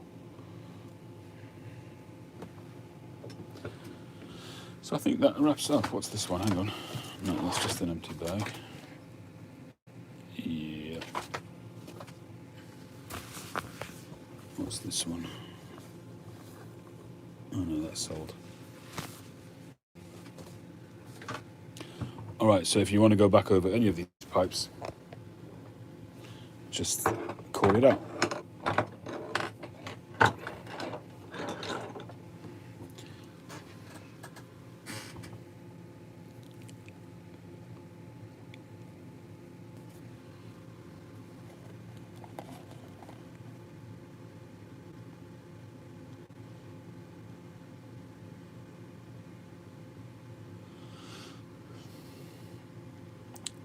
The Il Seppo, I'm looking for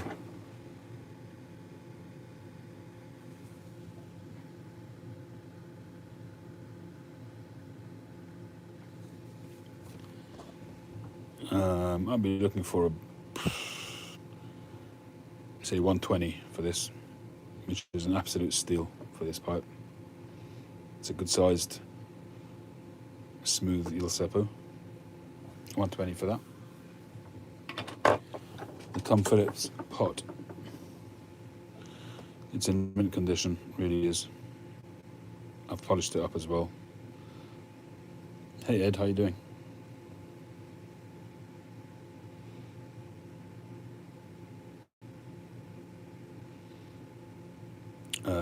I'll take 90 for this one.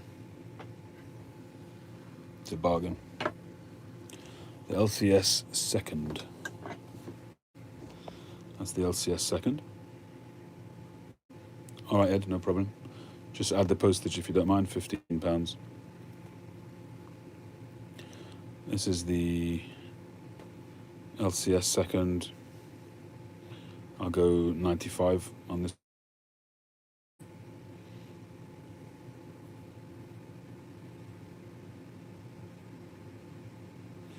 Hold on, let me just write down Ed's name before I forget.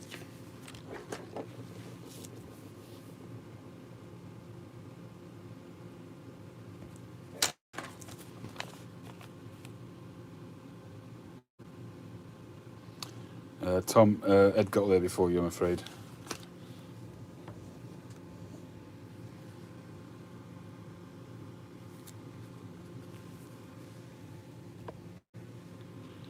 The new Stanwell.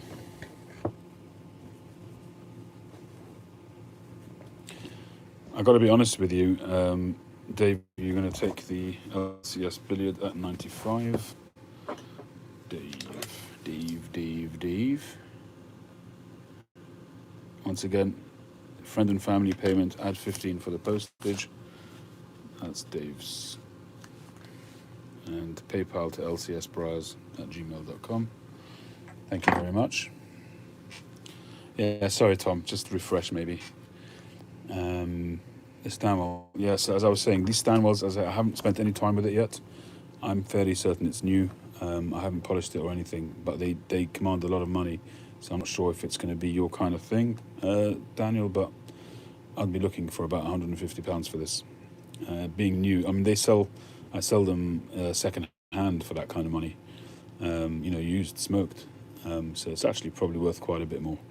But I'll be looking for £150. If anybody wants to take it tonight, I'll sell it for £150. Pounds, yeah, pounds, all in pounds.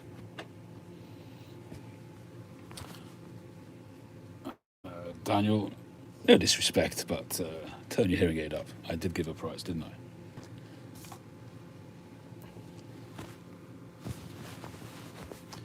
The 1994 Stanwell. Ta-ta, Simon.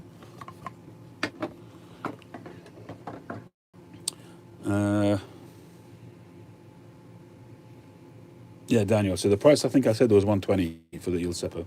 So for 120 you can have it, and that's a great price. I just simply couldn't do it for 90. This one, again, if it didn't have that issue, that's going to be up there at around 140, 150 pounds. As it stands, it won't impede the smoking in any way. I'd say 110. Let's say 110. Would that work for you, B-Dog?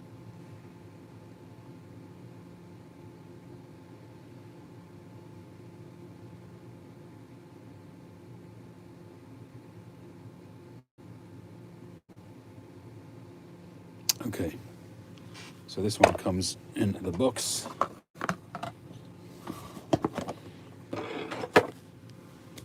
B-Dog. I better write down the prices. Hang on, James. Hang on.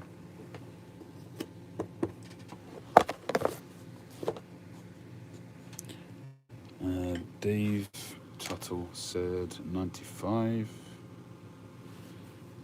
And it was 90 for Ed.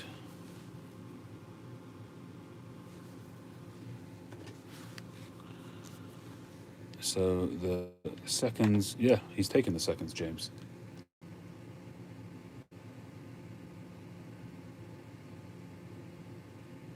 Yeah, Dave took the seconds, didn't he? Yeah, he did. Sorry, what were you saying? The big pipe with a silver band. This is the Peterson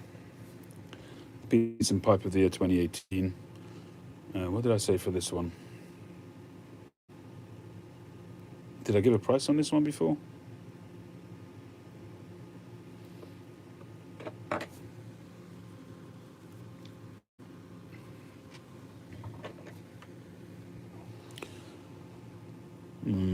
These are also commanding good prices, and this is in mint condition.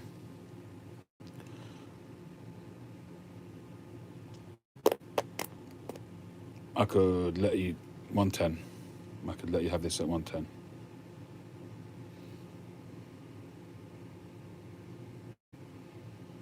And no worries, James. So that would be 110 if somebody wants the Peterson. The Dunhill. Okay. The Dunhill.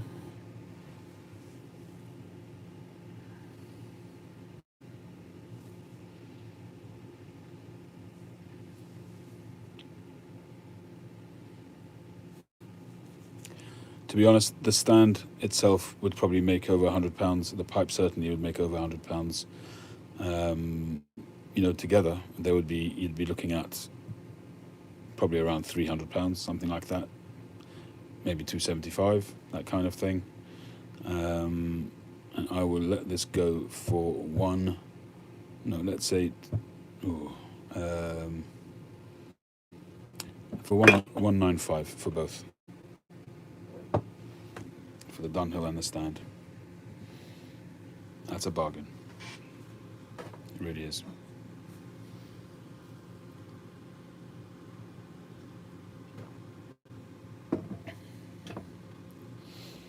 Jack, this one.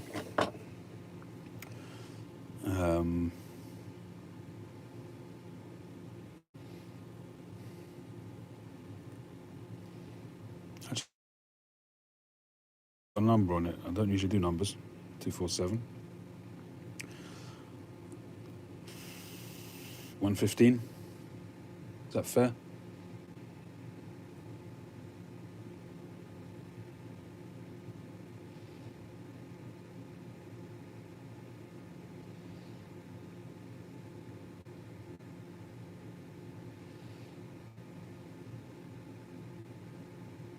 Does that work for you, Jack?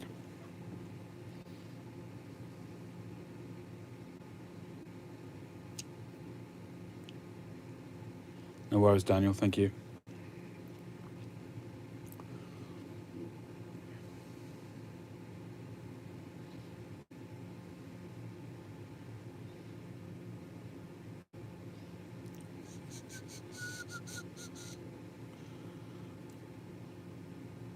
What were you thinking, Jack?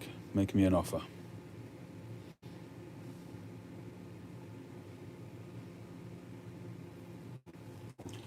How much does it weigh?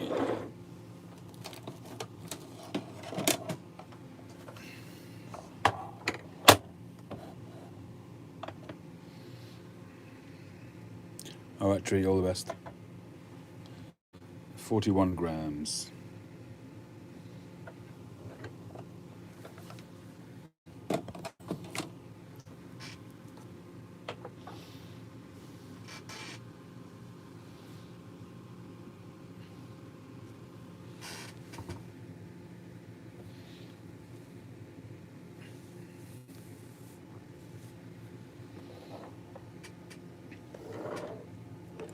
This one here, £100.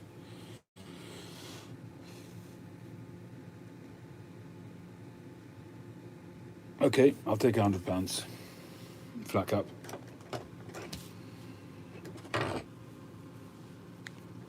Yeah, is that, you want it for 100? Just confirm it, so I'll mark it.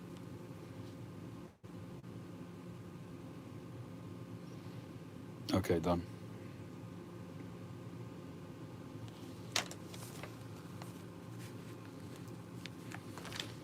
Just remember friend and family and add the shipping, please. Flat cap. Done.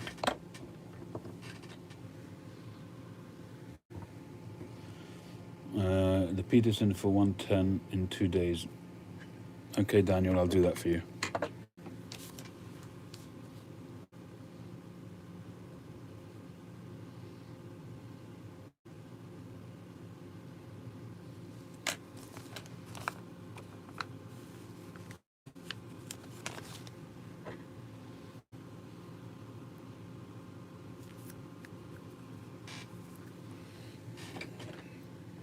So what we have at the moment is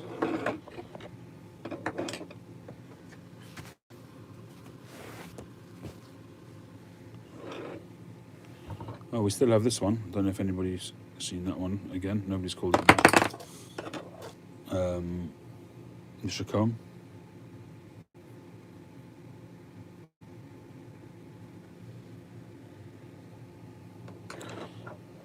James, it's gone now. The Danish thing is gone. The video's gone. Flat caps bought it for 100. The blast with the problem stem. The Stanwell. Thank you, B-Dog. To be perfectly honest with you, I could put another stem on it. That's the honest truth. But as it stands,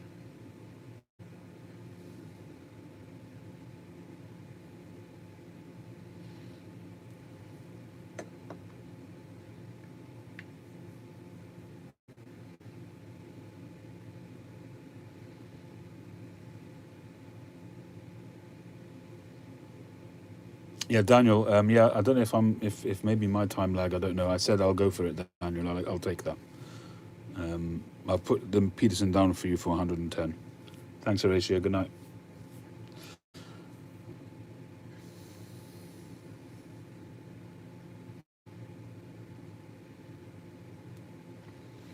As it is, I would do it for 85, or if you want a new stem, I would do it for 105. So 85 as it is, or 105 with a new stem. But there's really no issue with it at all. If you're going to smoke it, then it's fine. It's really not a problem.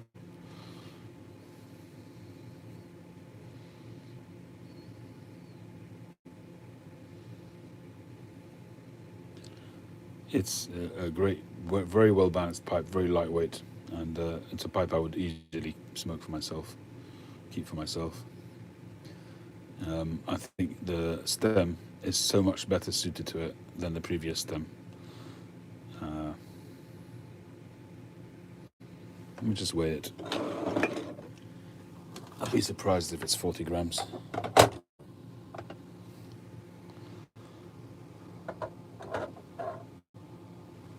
Oh, 46 grams. Well, still lightweight. So if anybody wants that, 85 as it is, or 105 with a new stem.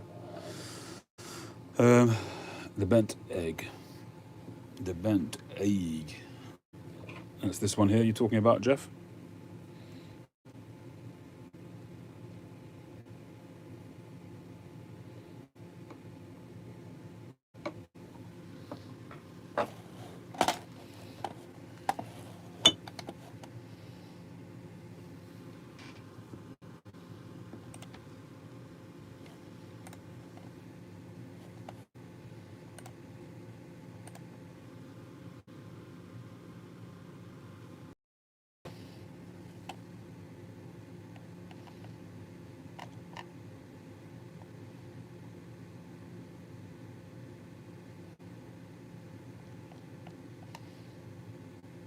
Oh, in a bag.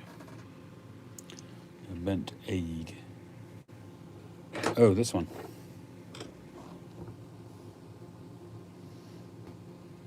This is the Lasse Skovgard.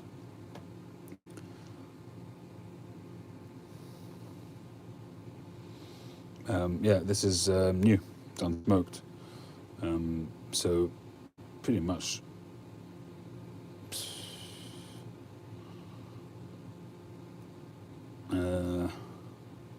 120, which is a little bit less than the cost price.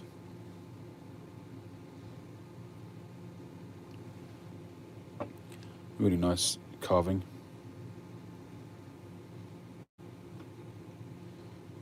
I think this is a blend of carving and sandblast, possibly.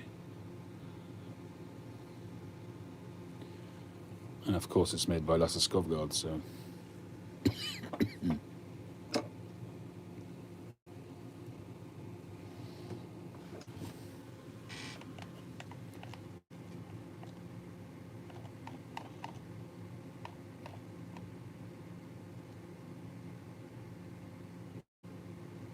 Yes, please, Dave.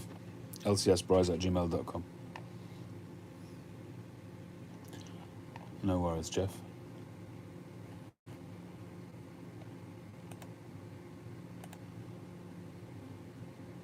Thank you, Kevin. You're a funny guy.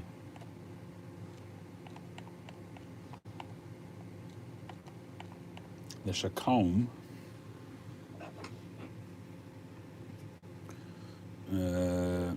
That's new unsmoked.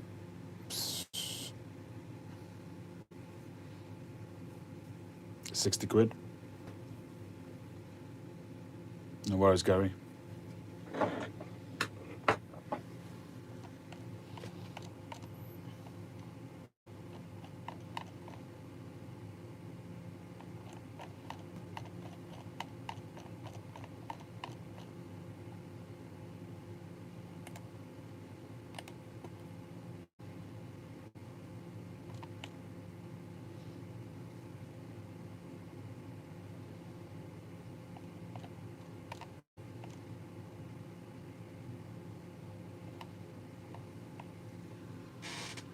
All right, so there we go.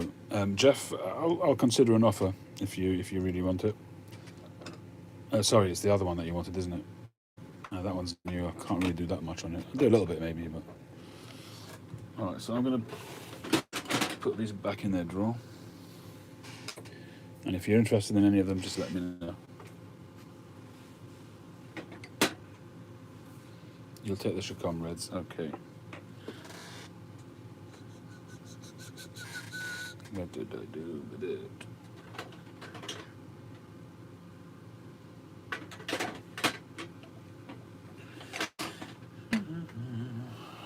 Right, just write it down. Reds 60. When you send the payment, just make sure you write down your full name and address and the pipe. So if it's the Chacombe, just write down Chacombe, so I know which one it is. So that's Reds for 60.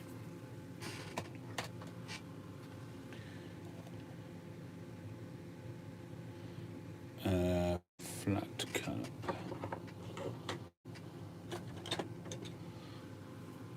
There we go, Mrs. Flat Cap. No worries, Jeff. Thank you.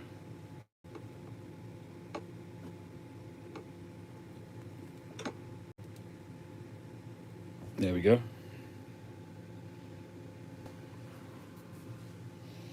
Awesome.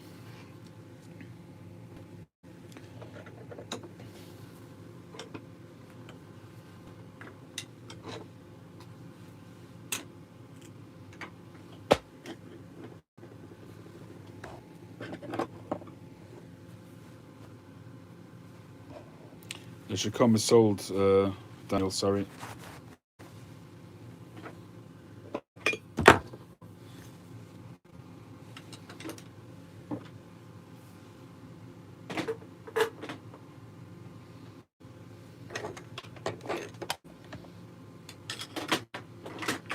The orange stem. I was going to say nobody asked about that because they're missing out on a lovely pipe.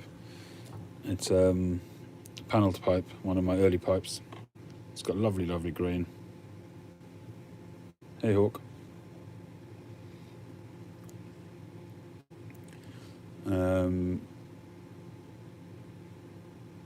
85 pounds. That's an absolute steal. It's an early pipe, so I'll let it go for less.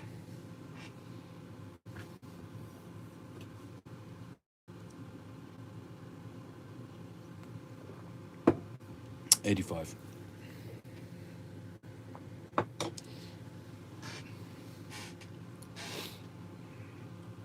Nice plateau.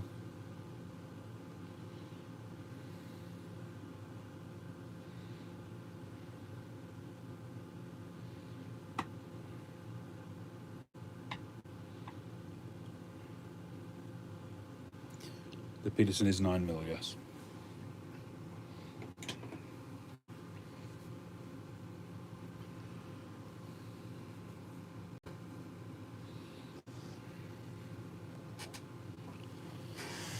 Right, let's see how my pipe is doing. And the downhill, anyone? No? I'll take an offer on the downhill as well.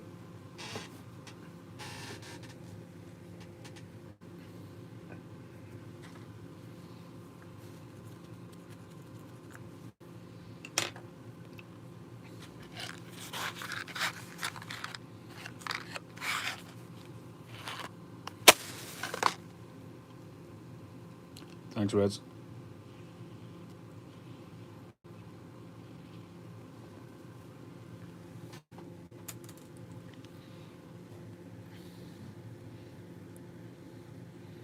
The downhill is 9mm, yeah.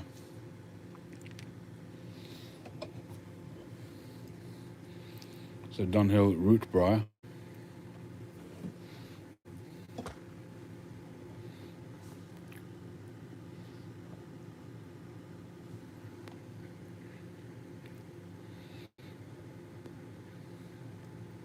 The group 4. Downhill made in England 15, so it's a 1975. I'm selling it with this downhill stand.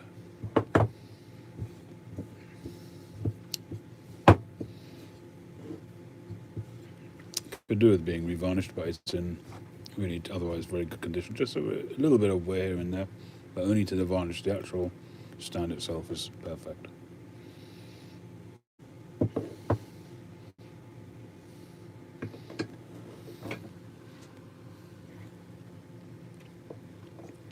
And it's an original 9mm. It's not been converted. It's 9mm made by downhill.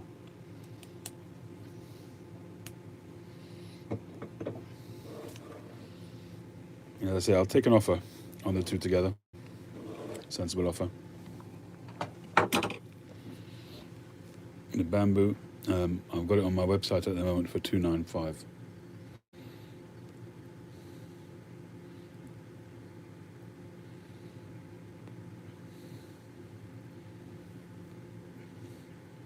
Hand cut stem. Really nice grain.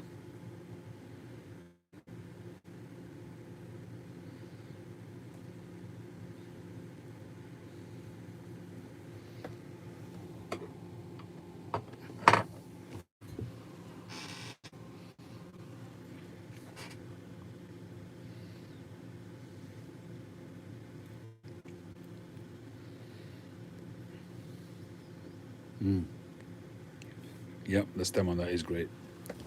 I would say it's the best stem that I've made to date. Not just obviously the markings on it are stunning, but the shaping on it, I'm really, really happy with it. The bit worked out very well as well. Really delighted with it.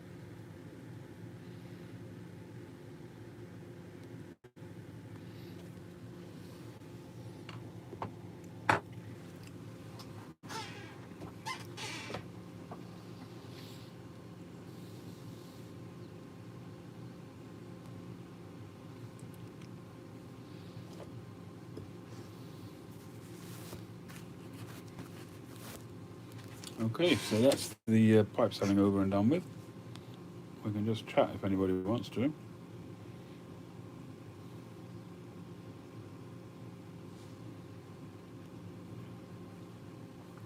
What's news in the world?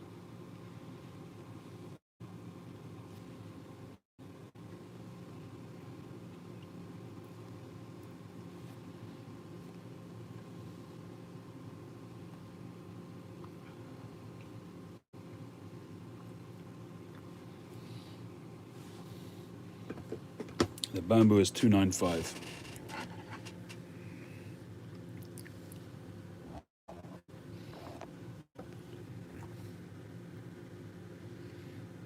And this is an armchair pipe, that I can tell you.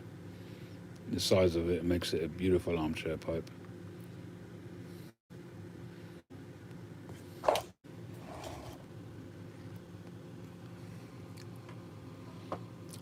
I think I did get it, Dave. I'll check that soon.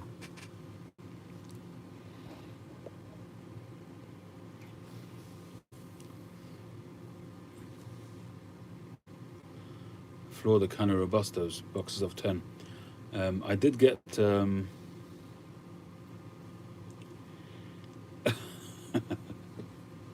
what, my sales spiel, is that what you're talking about, Ed?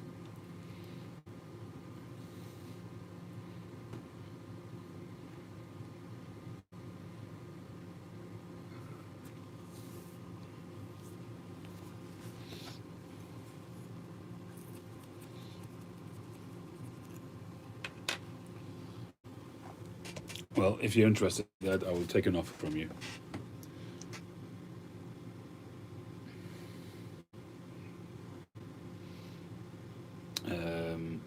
Yeah, it was 195 for the two. But again, a reasonable offer I will consider.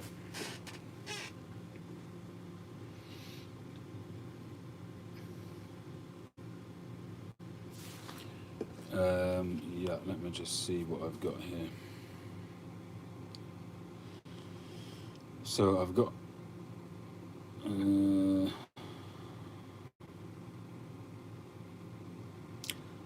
Jack, I didn't really prepare any for sale. Did you want something in particular? I can always grab a few tins out if you want. But I haven't prepared anything. Who wanted the no confirmation? Flat cap.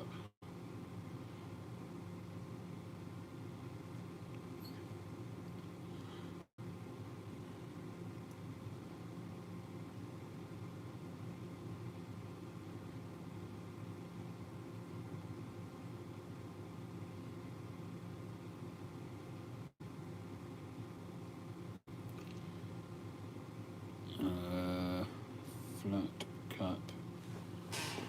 Which one did you get? This one.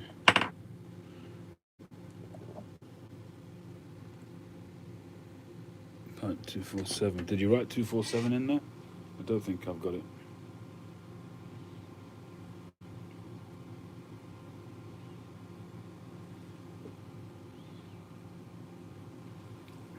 McClelland's. Okay, give me a minute. I'll bring some out.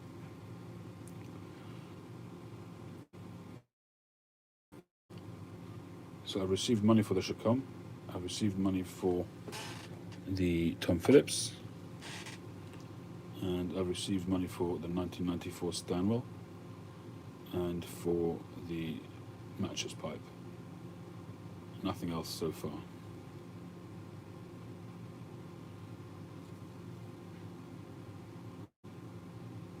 Oh, it hasn't come on my balance, but I can see I've got an email saying that you paid, Dave. Um, the email address is lcsbrowse@gmail.com.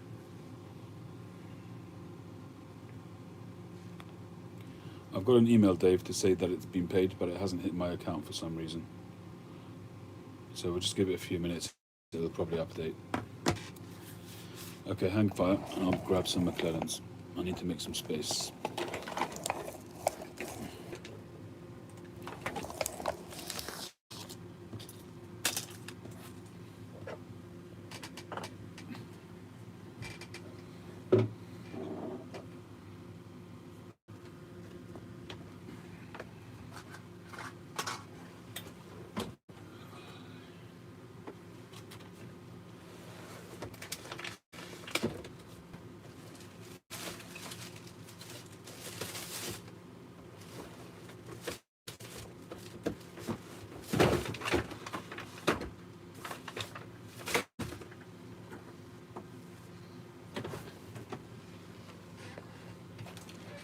Okay, so it's kind of on the fly, Jack, because I haven't really researched the prices lately.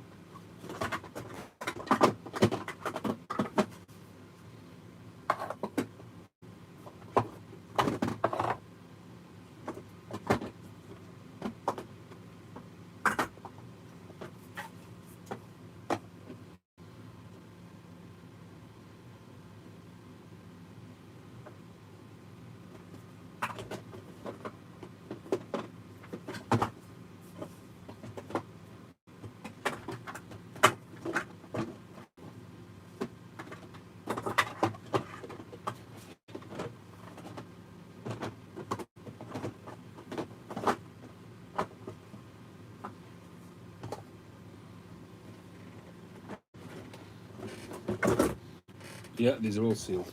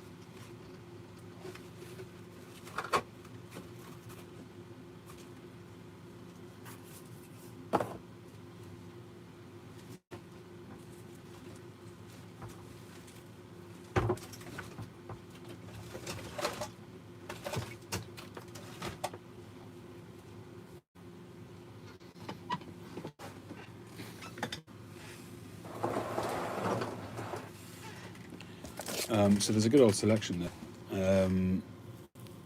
I've probably got some more in some of the other boxes, but this is my McClelland box. And some of the others I probably just put in other boxes because I didn't have room in the McClelland box. It's a pretty good representation of what I've got. So this is McClelland's 2015 Christmas cheer, 2016, 2016, 2016. In fact, the 2016s I probably wanted, that's why I've got a few, but I can leave one out. It's Bombay Extra, which is Oriental Ford, I think, 2017. Okay, I've just received the payment for pipe 247, thank you. This one, 40th anniversary, obviously. There's 3 tins of that. I'll put one back. I certainly want to keep one of them at least. Balkan Blue, a fantastic, very, very smooth Latakia blend. Virginia Woods. This is what I used to make London Fog.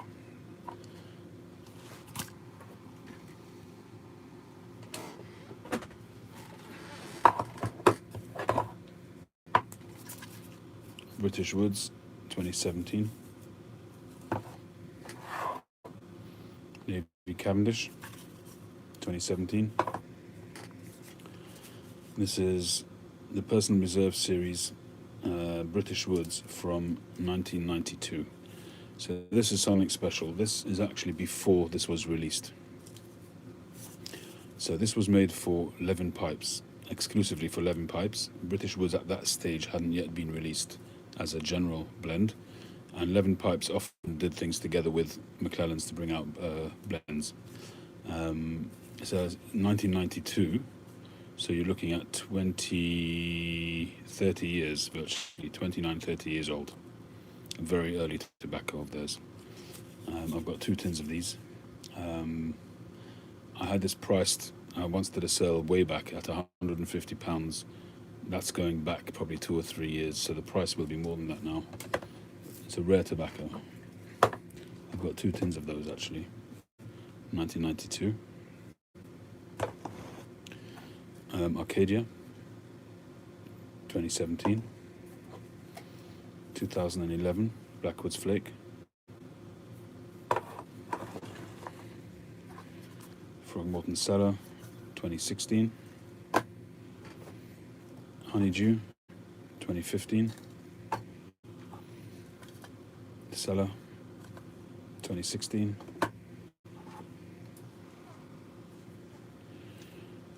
(2017) On the Bayou. Grey Havens, 2011. 2016. 2017. Another tin of Balkan Blue. 40th. Quantum, a great tobacco, 2013. Number 27, Matured Virginia, 2017. Arcadia, 2017. I haven't tried Arcadia yet.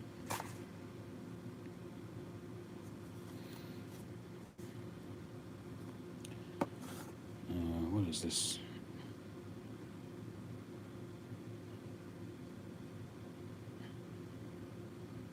It doesn't say what it is. An original pipe tobacco recipe worthy of offering to one's best friend. It doesn't say what it is for some reason. Sure, we could find out on tobaccoreviews.com. So those are the McClelland's. I don't mind selling some of them. I won't sell them all, but if there's anything in particular that you're after, let me know and I'll see what I can work out.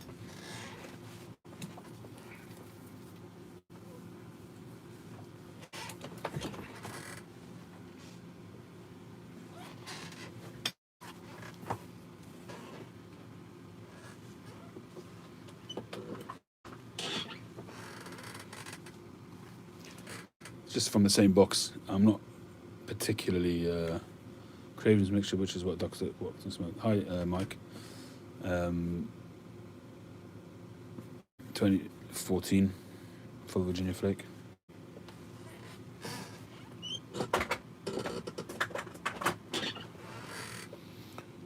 Special Latakia flake Jermaine's.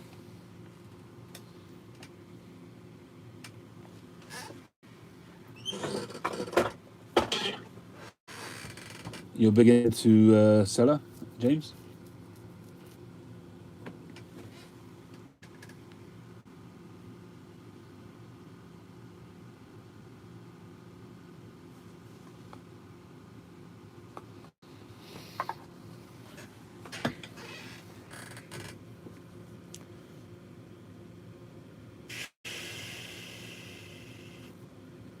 These are 50-gram tins.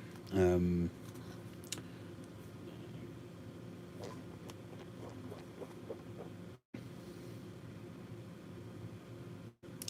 I'm going to take one tin out because I'm going to send one to James. So James, one of these has got your name on it.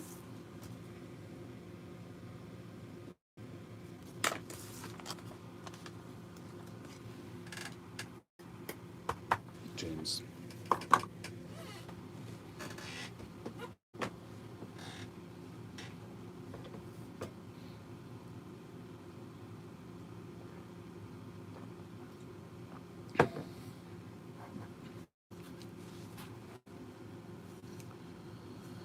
To be honest, Ed, I don't want to insult anybody. I don't really know the prices, but if you wanted it for 50 quid, I'd sell it for 50 quid.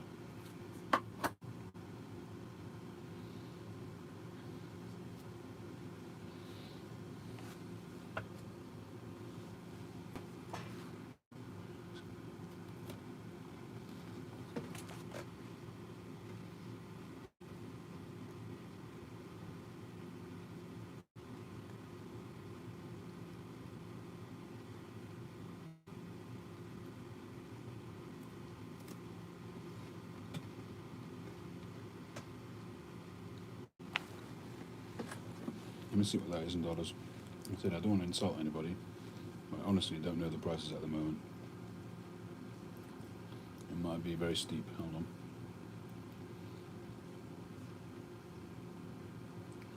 $70.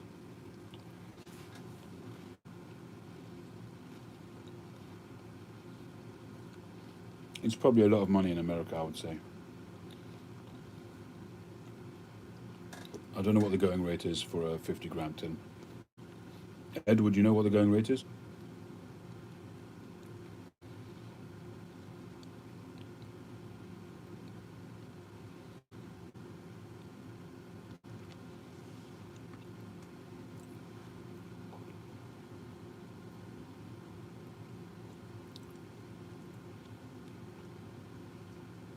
You don't know. It's not going to be a million miles from that, but it may be that the price is too high. I'd have to do more research. But it's going to be in that region, somewhere between 40 and 50 quid. Less than that, I might as well keep it. I mean, they would appreciate in value, to be honest, but how much, I don't know. Like I said, I don't want to insult anybody, and I haven't done the research, and I hadn't prepared to do a tobacco sale, so it's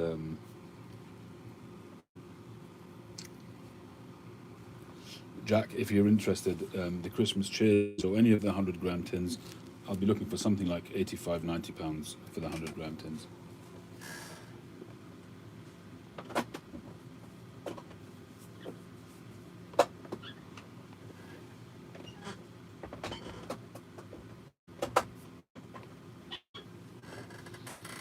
Got an old tin of Dunhill nightcap. Don't know how old this is, but it's the original painted tins.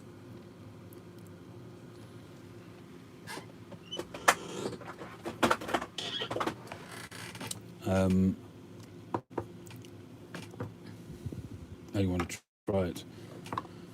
I'll see if I've got any open, and I'll be happily, if I remember to, I'll send you a sample with pleasure, Ed. I said no offense. I hope I didn't offend anybody with the pricing. But, as I say, it's unresearched.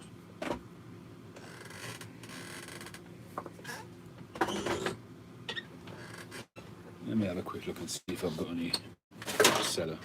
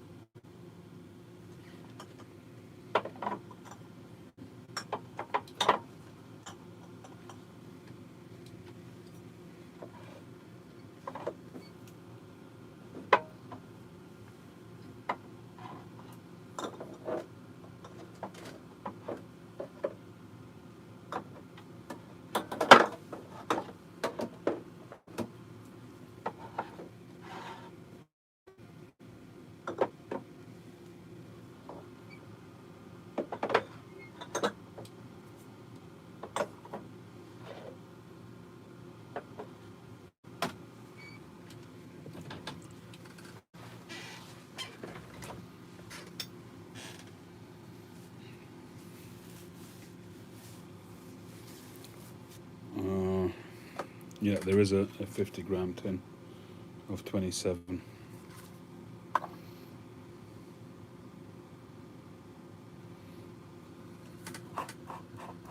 I've never actually tried the 27 myself.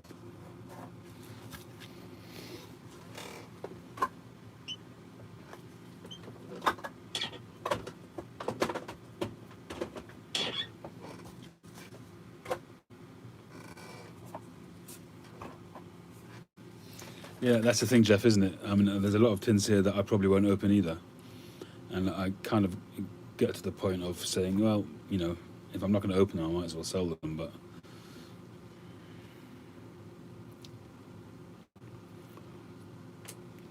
the 40th anniversary, I haven't really put a price on it. I said around 85 for the 100-gram tins generally, but as I say, I haven't done research on the 40th or any of them really. So it really might have been better that I wouldn't have taken these out at all. But as I say, don't want to offend anybody with pricing. But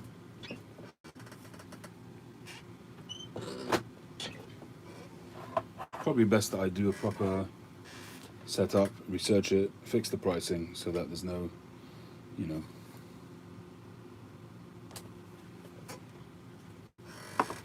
Yeah, look at how much it sold for originally, $27.50, and I got this one from Raw Bills at the Nottingham Pipe Show 2018.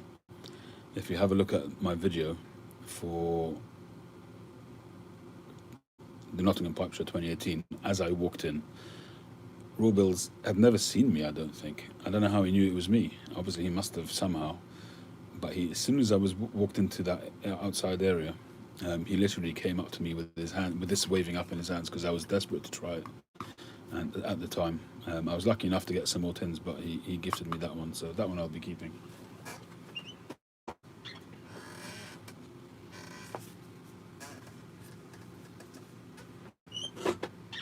I think, to be fair to everybody, I'll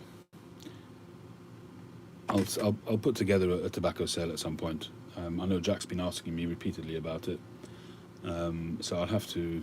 I don't want to sort of, like I said, I don't want to offend anybody, and I've got to do research.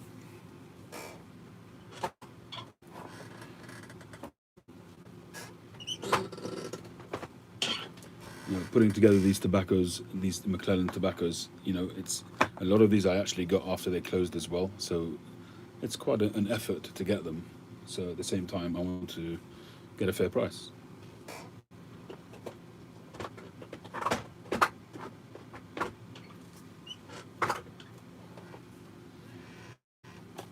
James, I'm going to leave it for now. That cellar is yours anyway.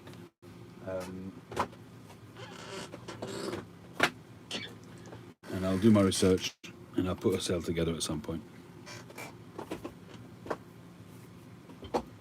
I don't want to oversell, at the same time I don't want to undersell. I'd like to get a fair price for them.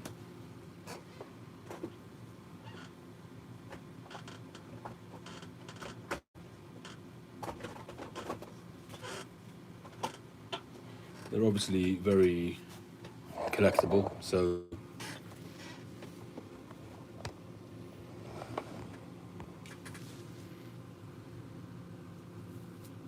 yeah, no problem. No, that's fine, James. I'll work on it, and at some point we'll do it. But that's yours. So that's going with the pipes that need to be shipped out.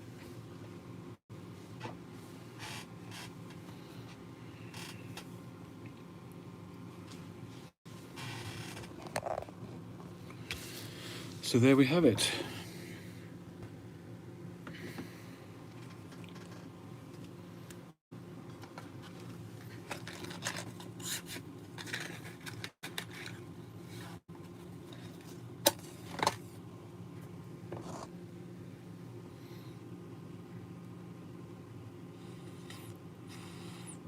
Yeah, I think this bowl is done. So what are you all smoking at the minute?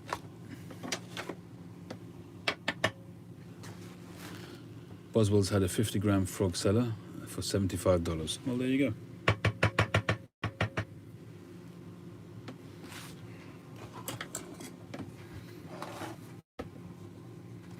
So £50 wasn't too far off, was it?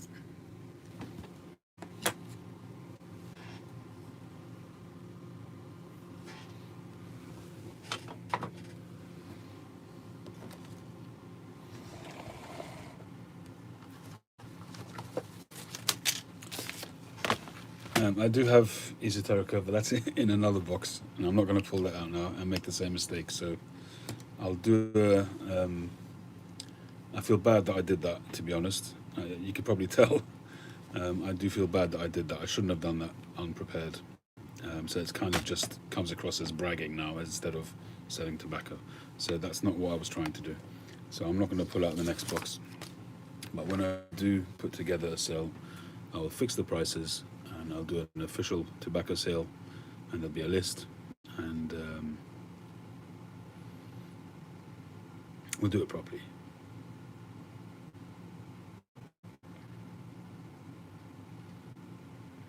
Hi, Hawk. All right, Ed. You going to be on tomorrow, Ed? On the Zoom?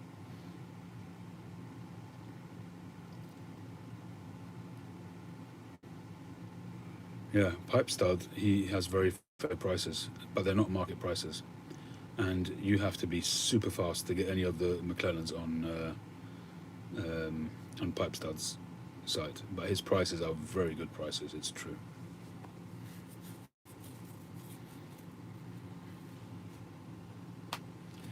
If you can get on there fast enough, then he's the best place to buy McClelland, really. And it's same, although his prices have started to creep up a little bit. His esoterica prices have also gone up a bit, but it's only a reflection of the market. But I think he's still okay. I look forward to seeing you there. Hopefully, I'll be on as well. But his prices are still very, very competitive, really.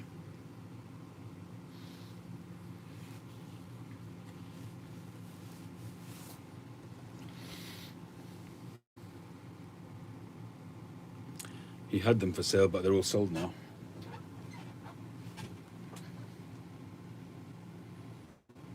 I think I got a 2014 from him, which is not in that box for some reason, but I know I have 2014 somewhere because that's my favourite year of the ones that I've tried anyway.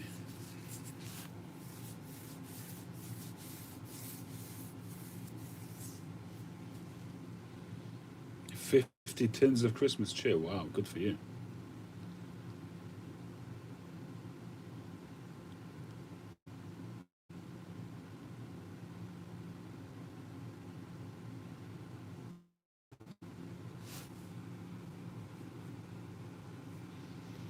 I got some of mine from Crappy Pipes. You know Crappy Pipes? When he at the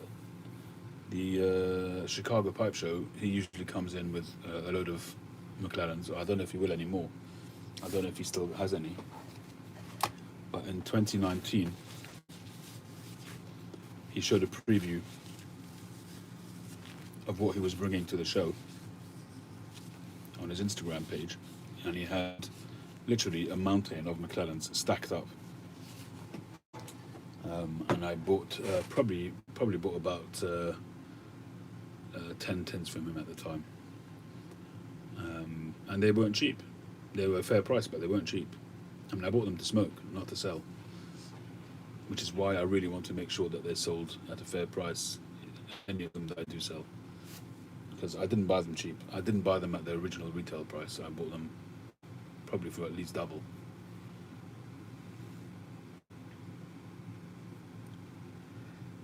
Yeah, I mean, you can get vintage tobacco, but most of the retail places, they charge a lot of money for them. The only one that doesn't is Pipe Stud. You can get them on Fort Noggin as well, but his prices are extortionate.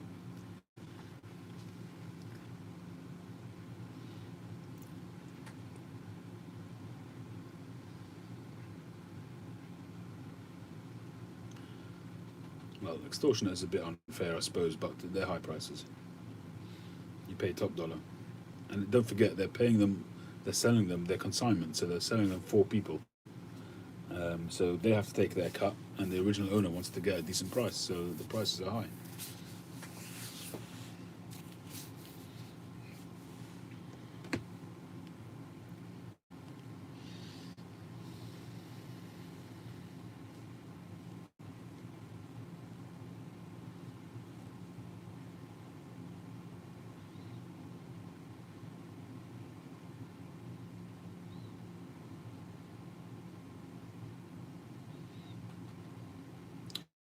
All right, Flat Cap, if you're on here, your money has been received, and Dave, if you're still here, your money has been received as well.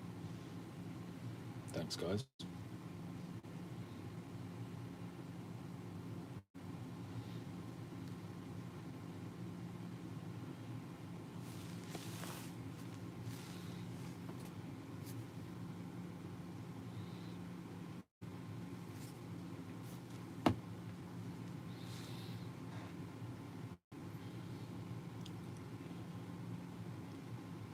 Yeah, I've heard quite a bit about that de Blon de Oro.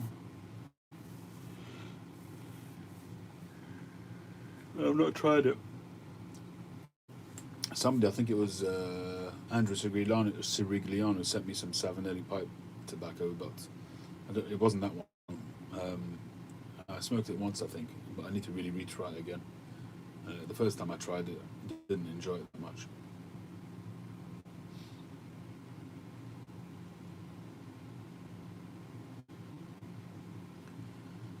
That one sold a while ago, Daniel, that church warden. All right, good night, Jeff. Thanks for joining.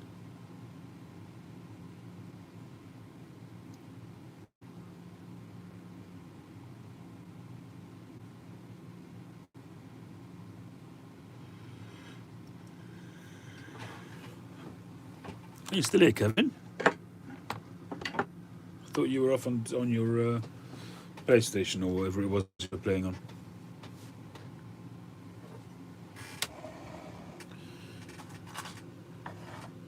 Let's see what to smoke next. I'm going to join you for a quick smoke before I retire.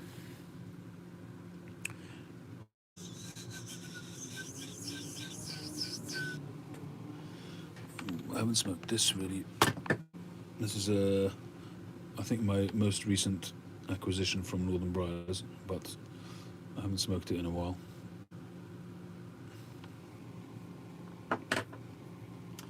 What to smoke, eh?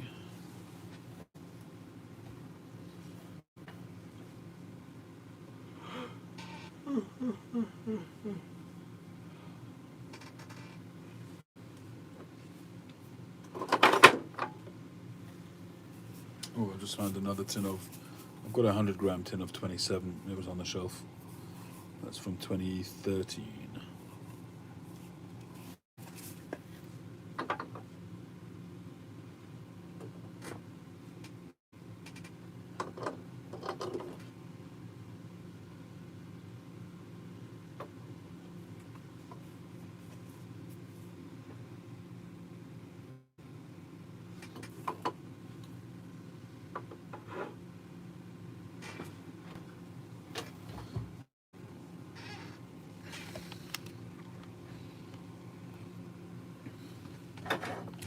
There's a lot of McClellans that I haven't tried yet.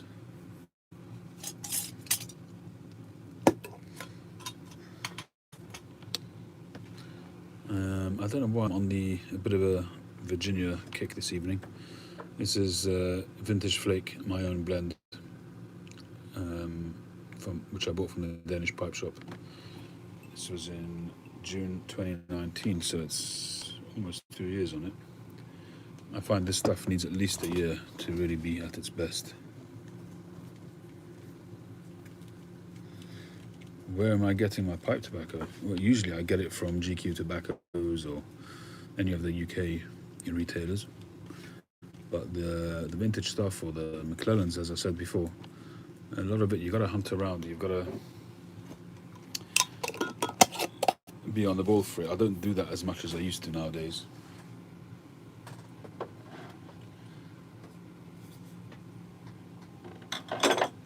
But most of the McClelland tins I got from Crappy Pipes. I think he's the husband of what's her name? Pearsall. Scotty Pearsall, is that right, Mike, if you're still there? If I'm not mistaken.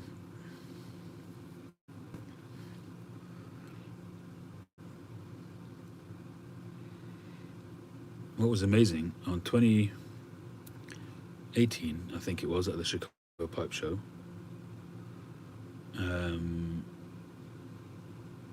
after they announced that they were closing McClelland's, if I'm not mistaken, I think it was Ivan Reese, who had a stand, a big stand full of McClelland tobacco, which they were selling at regular retail prices, and they sold out in minutes. And I think Andrew was there that year, and I asked him to try and get me some. Broke out as soon as they opened the stall, and it was sold out very quickly. Oh, you're still there, Andrew? It was you, wasn't it, Andrew?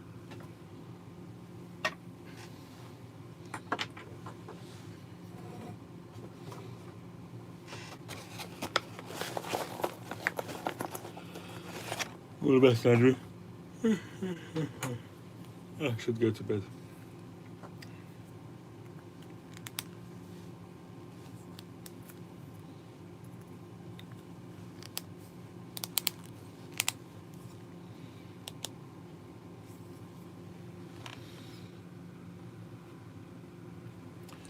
Were you at that pipe show, James?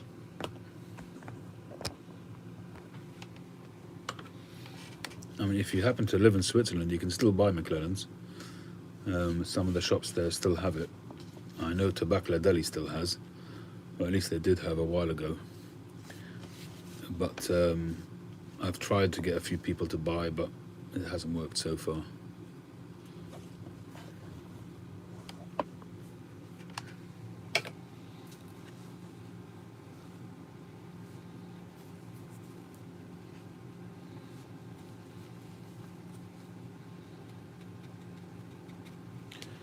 I was in Switzerland, what they brought home, right? I was in Switzerland, I don't know how many years ago it was now, maybe 3 years ago, 4 years ago, 2 years ago, I'm not sure. And at that time, they had still a whole wall of McClelland tobacco.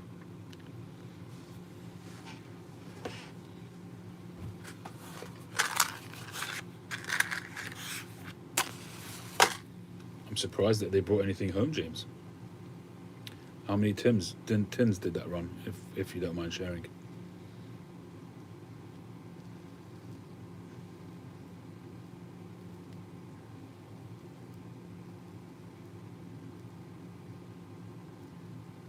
But don't feel obliged.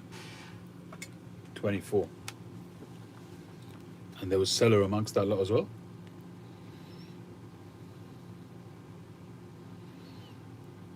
If I had to choose between 14 or 40th anniversary, that's a great question, Daniel. I haven't smoked either for a little while. To smoke 2014. The Hunter blends, wasn't that done in conjunction with Nording, with Eric Nording? The Hunter series?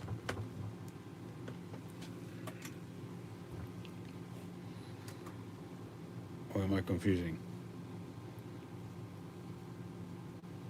He was, right, okay. The grey cells work every so often.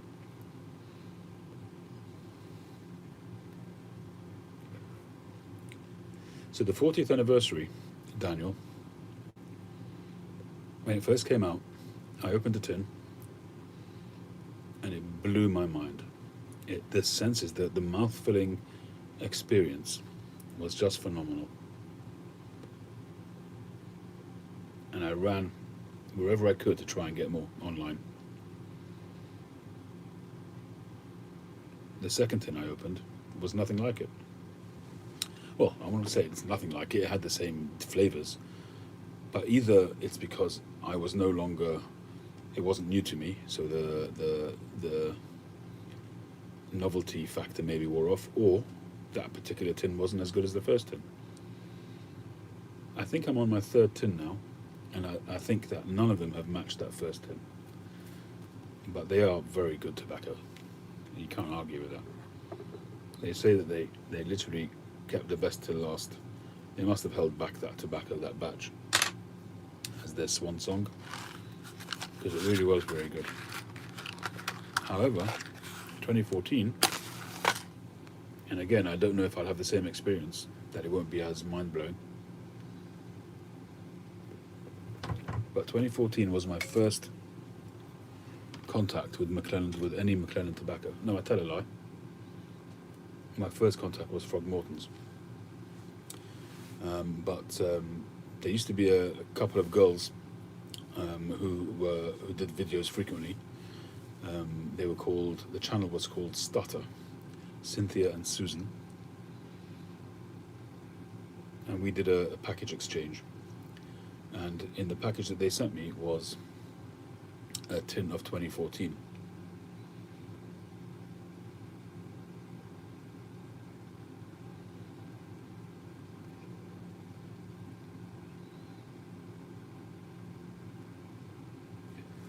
I opened the tin of 2014 and I got that ketchup aroma, which it just, at the time, I really didn't like it. It was something completely alien to me in pipe tobacco. I'd never experienced it before, and it was just weird.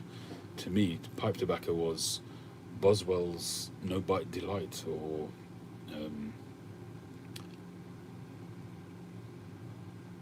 that kind of thing, maybe some of the cherry blends, Cult Blood Red Moon, maybe Special Atakia Flake, that kind of thing, and this ketchupy, vinegary kind of aroma was just something completely alien. Cheers, Dave.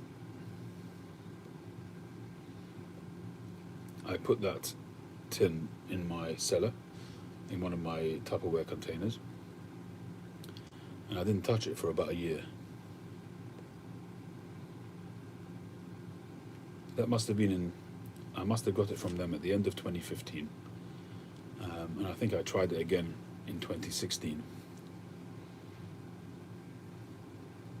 and I absolutely fell in love with it. I smoked it very sparingly. I've finished that tin now, but I only smoked it every so often as a treat. I wasn't yet really familiar with McClelland's and with their whole sort of style of tobacco making, that wonderful range of Virginia tobaccos that they did.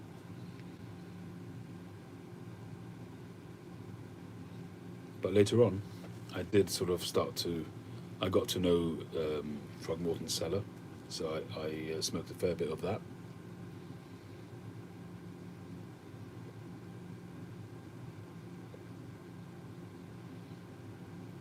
I got some red cake, 5100. I still have a jar of 5100 on my shelf.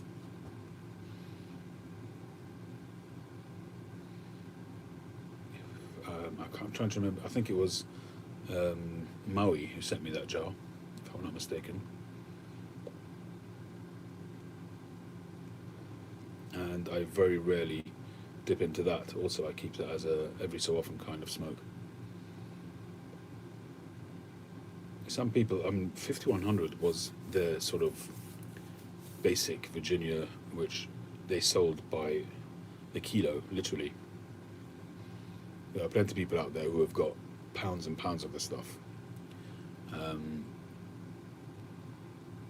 a lot of shops used it. They rebranded it and sold it as a house blend. And a lot of them used it as a blending tobacco, as a base for their own blends. And some blends went out when they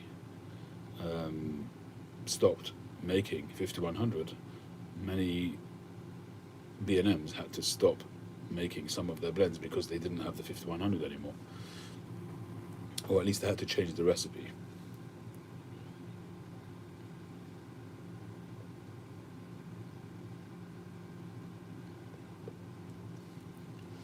It's a really tough one, Oscar. It's a great question. It's a tough one, that, because your palate will change. I don't know how long you've been at it. I think you said a few months the last time.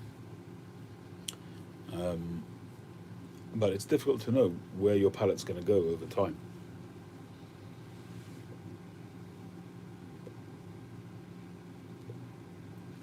So for sure, tobaccos that you like are worth, any time that you want to buy tobacco is a good time to buy tobacco, because it's only going to get more difficult to buy tobacco in the future, not just financially, but legally. It's going to get harder and harder. So if you've got a particular tobacco that you like, it's worth cellaring. With aromatics, it's a bit more difficult because they don't always age so well.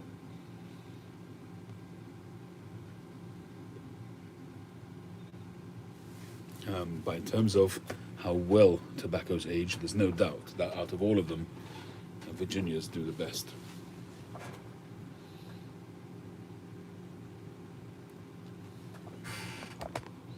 I think Latakias age very well as well. But a lot of people say that Latakias, after about 10 years, they lose something. Now, it depends what you're in it for.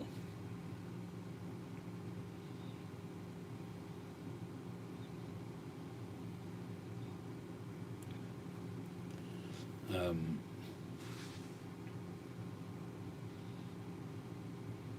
if you're in it for strength and for a punch and for a kick, then yeah, after 10 years, tobacco is going to smooth out a little bit. But for me, I actually prefer it that way, especially with Latakias. I much rather them be a bit more mellow, a little bit more smooth, a little bit more creamy. That's how I like Latakia blends. I don't go for the heavy Latakia blends. I go for the sweet, sour, musty Latakia blends, like Special Latakia Flake. That's my kind of bag when it comes to Latakia, and that ages very well as far as I'm concerned.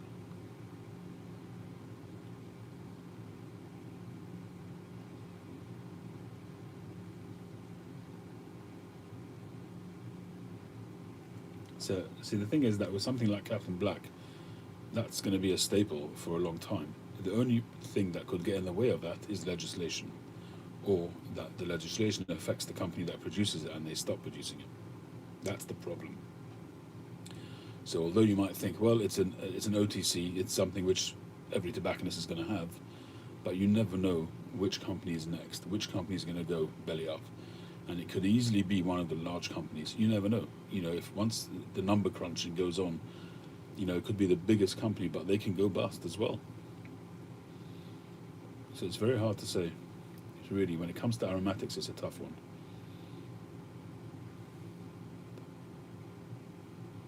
But Virginias are always a good bet to cellar. Because put it this way, if it comes to a stage where selling of tobacco becomes illegal, at least you got something, right? So even if you don't have your aromatics, but at least you'll have some tobacco to smoke. So, and because aromatics, and because Virginias age well, you can hold on to them forever, and they'll always be good to smoke.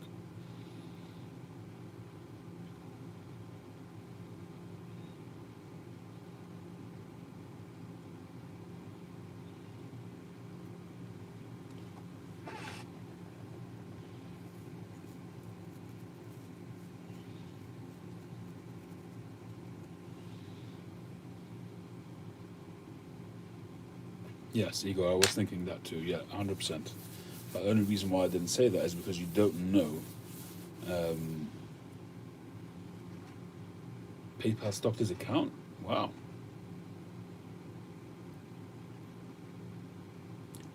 Is that because he's selling tobacco? He's properly legal in the States. He had to open up a company and a premises and everything to sell his stuff.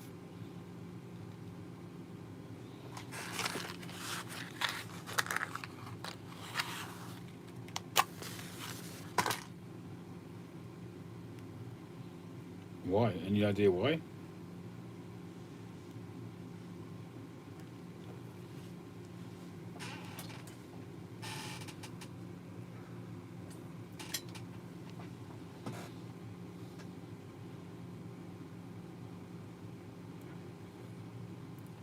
Well, surely the payment would be verification, wouldn't it?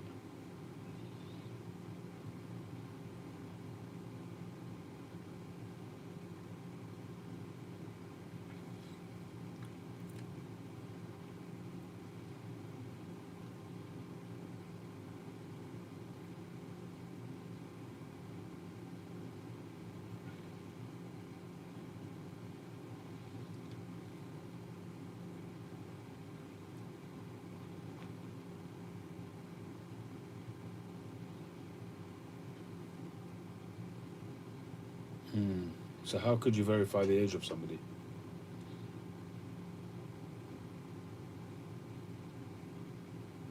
How does tobaccopipes.com or any of these companies do it when they sell online?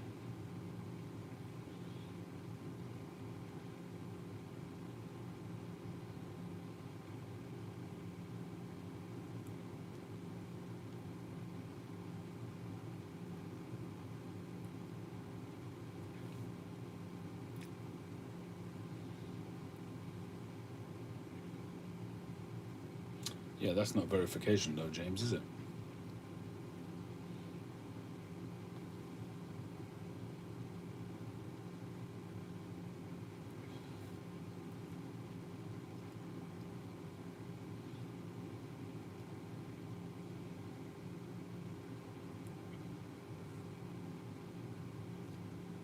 Oh, I see what you mean.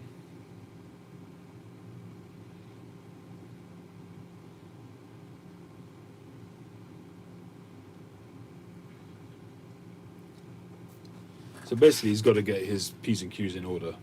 He's got to dot the I's and cross the T's. And I suppose it's a type of renewal of his license, in which he's unhappy that they didn't give him a notice period. Fair enough.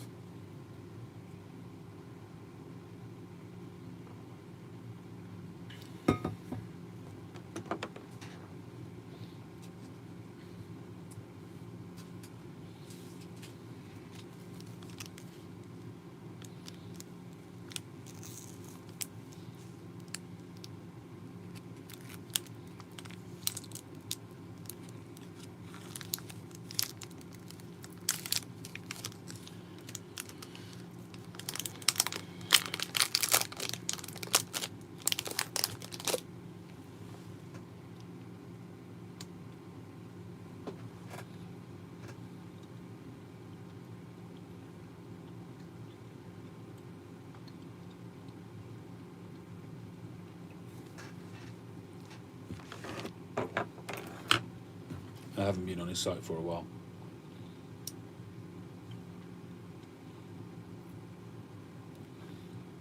I've bought tobacco from him once in the past, but it's too much hassle because he's not interested in shipping to the UK. So I had to provide him with an address, and the payment was an issue. It was all too convoluted. I go on just every so often to have a look out of curiosity. And once I think I got somebody else to buy me a tobacco, but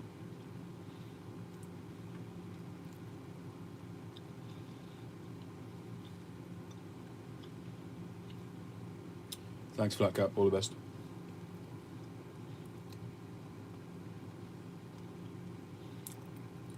Yeah, I guess so, but I think it's unlikely that they're scanning Bluetooth, YouTube videos.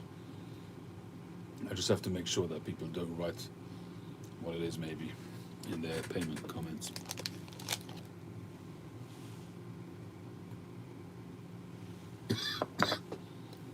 I'll have to work on that one.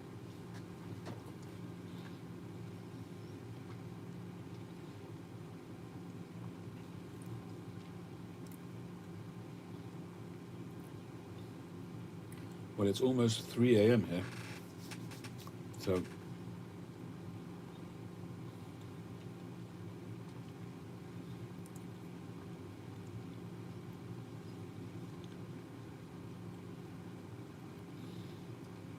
yeah, I guess, Mike. Hand-rolled cigars up 8%, and pipe tobacco even more. Since when is that, Jack? Has there been a budget or something recently?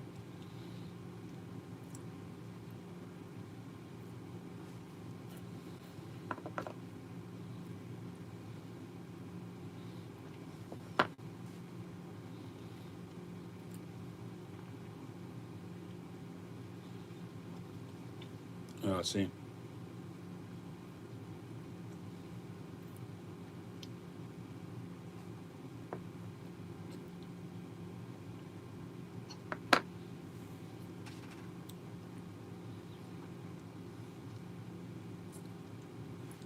Good night, B-Dog.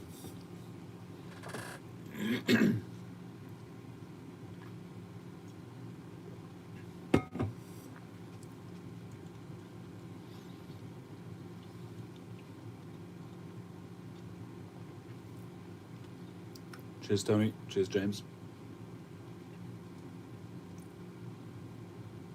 Well, I guess this is as good a time as any to say thank you to everybody. Thanks all for joining. It's been very enjoyable. Thank you to those who took part in the auction earlier on, and for people who took part in my impromptu sale. And congratulations to whoever won, to B-Dog for winning the pipe. Thanks all. Yeah, like I said, there's no time like the present to stock up on your tobaccos, that's for sure.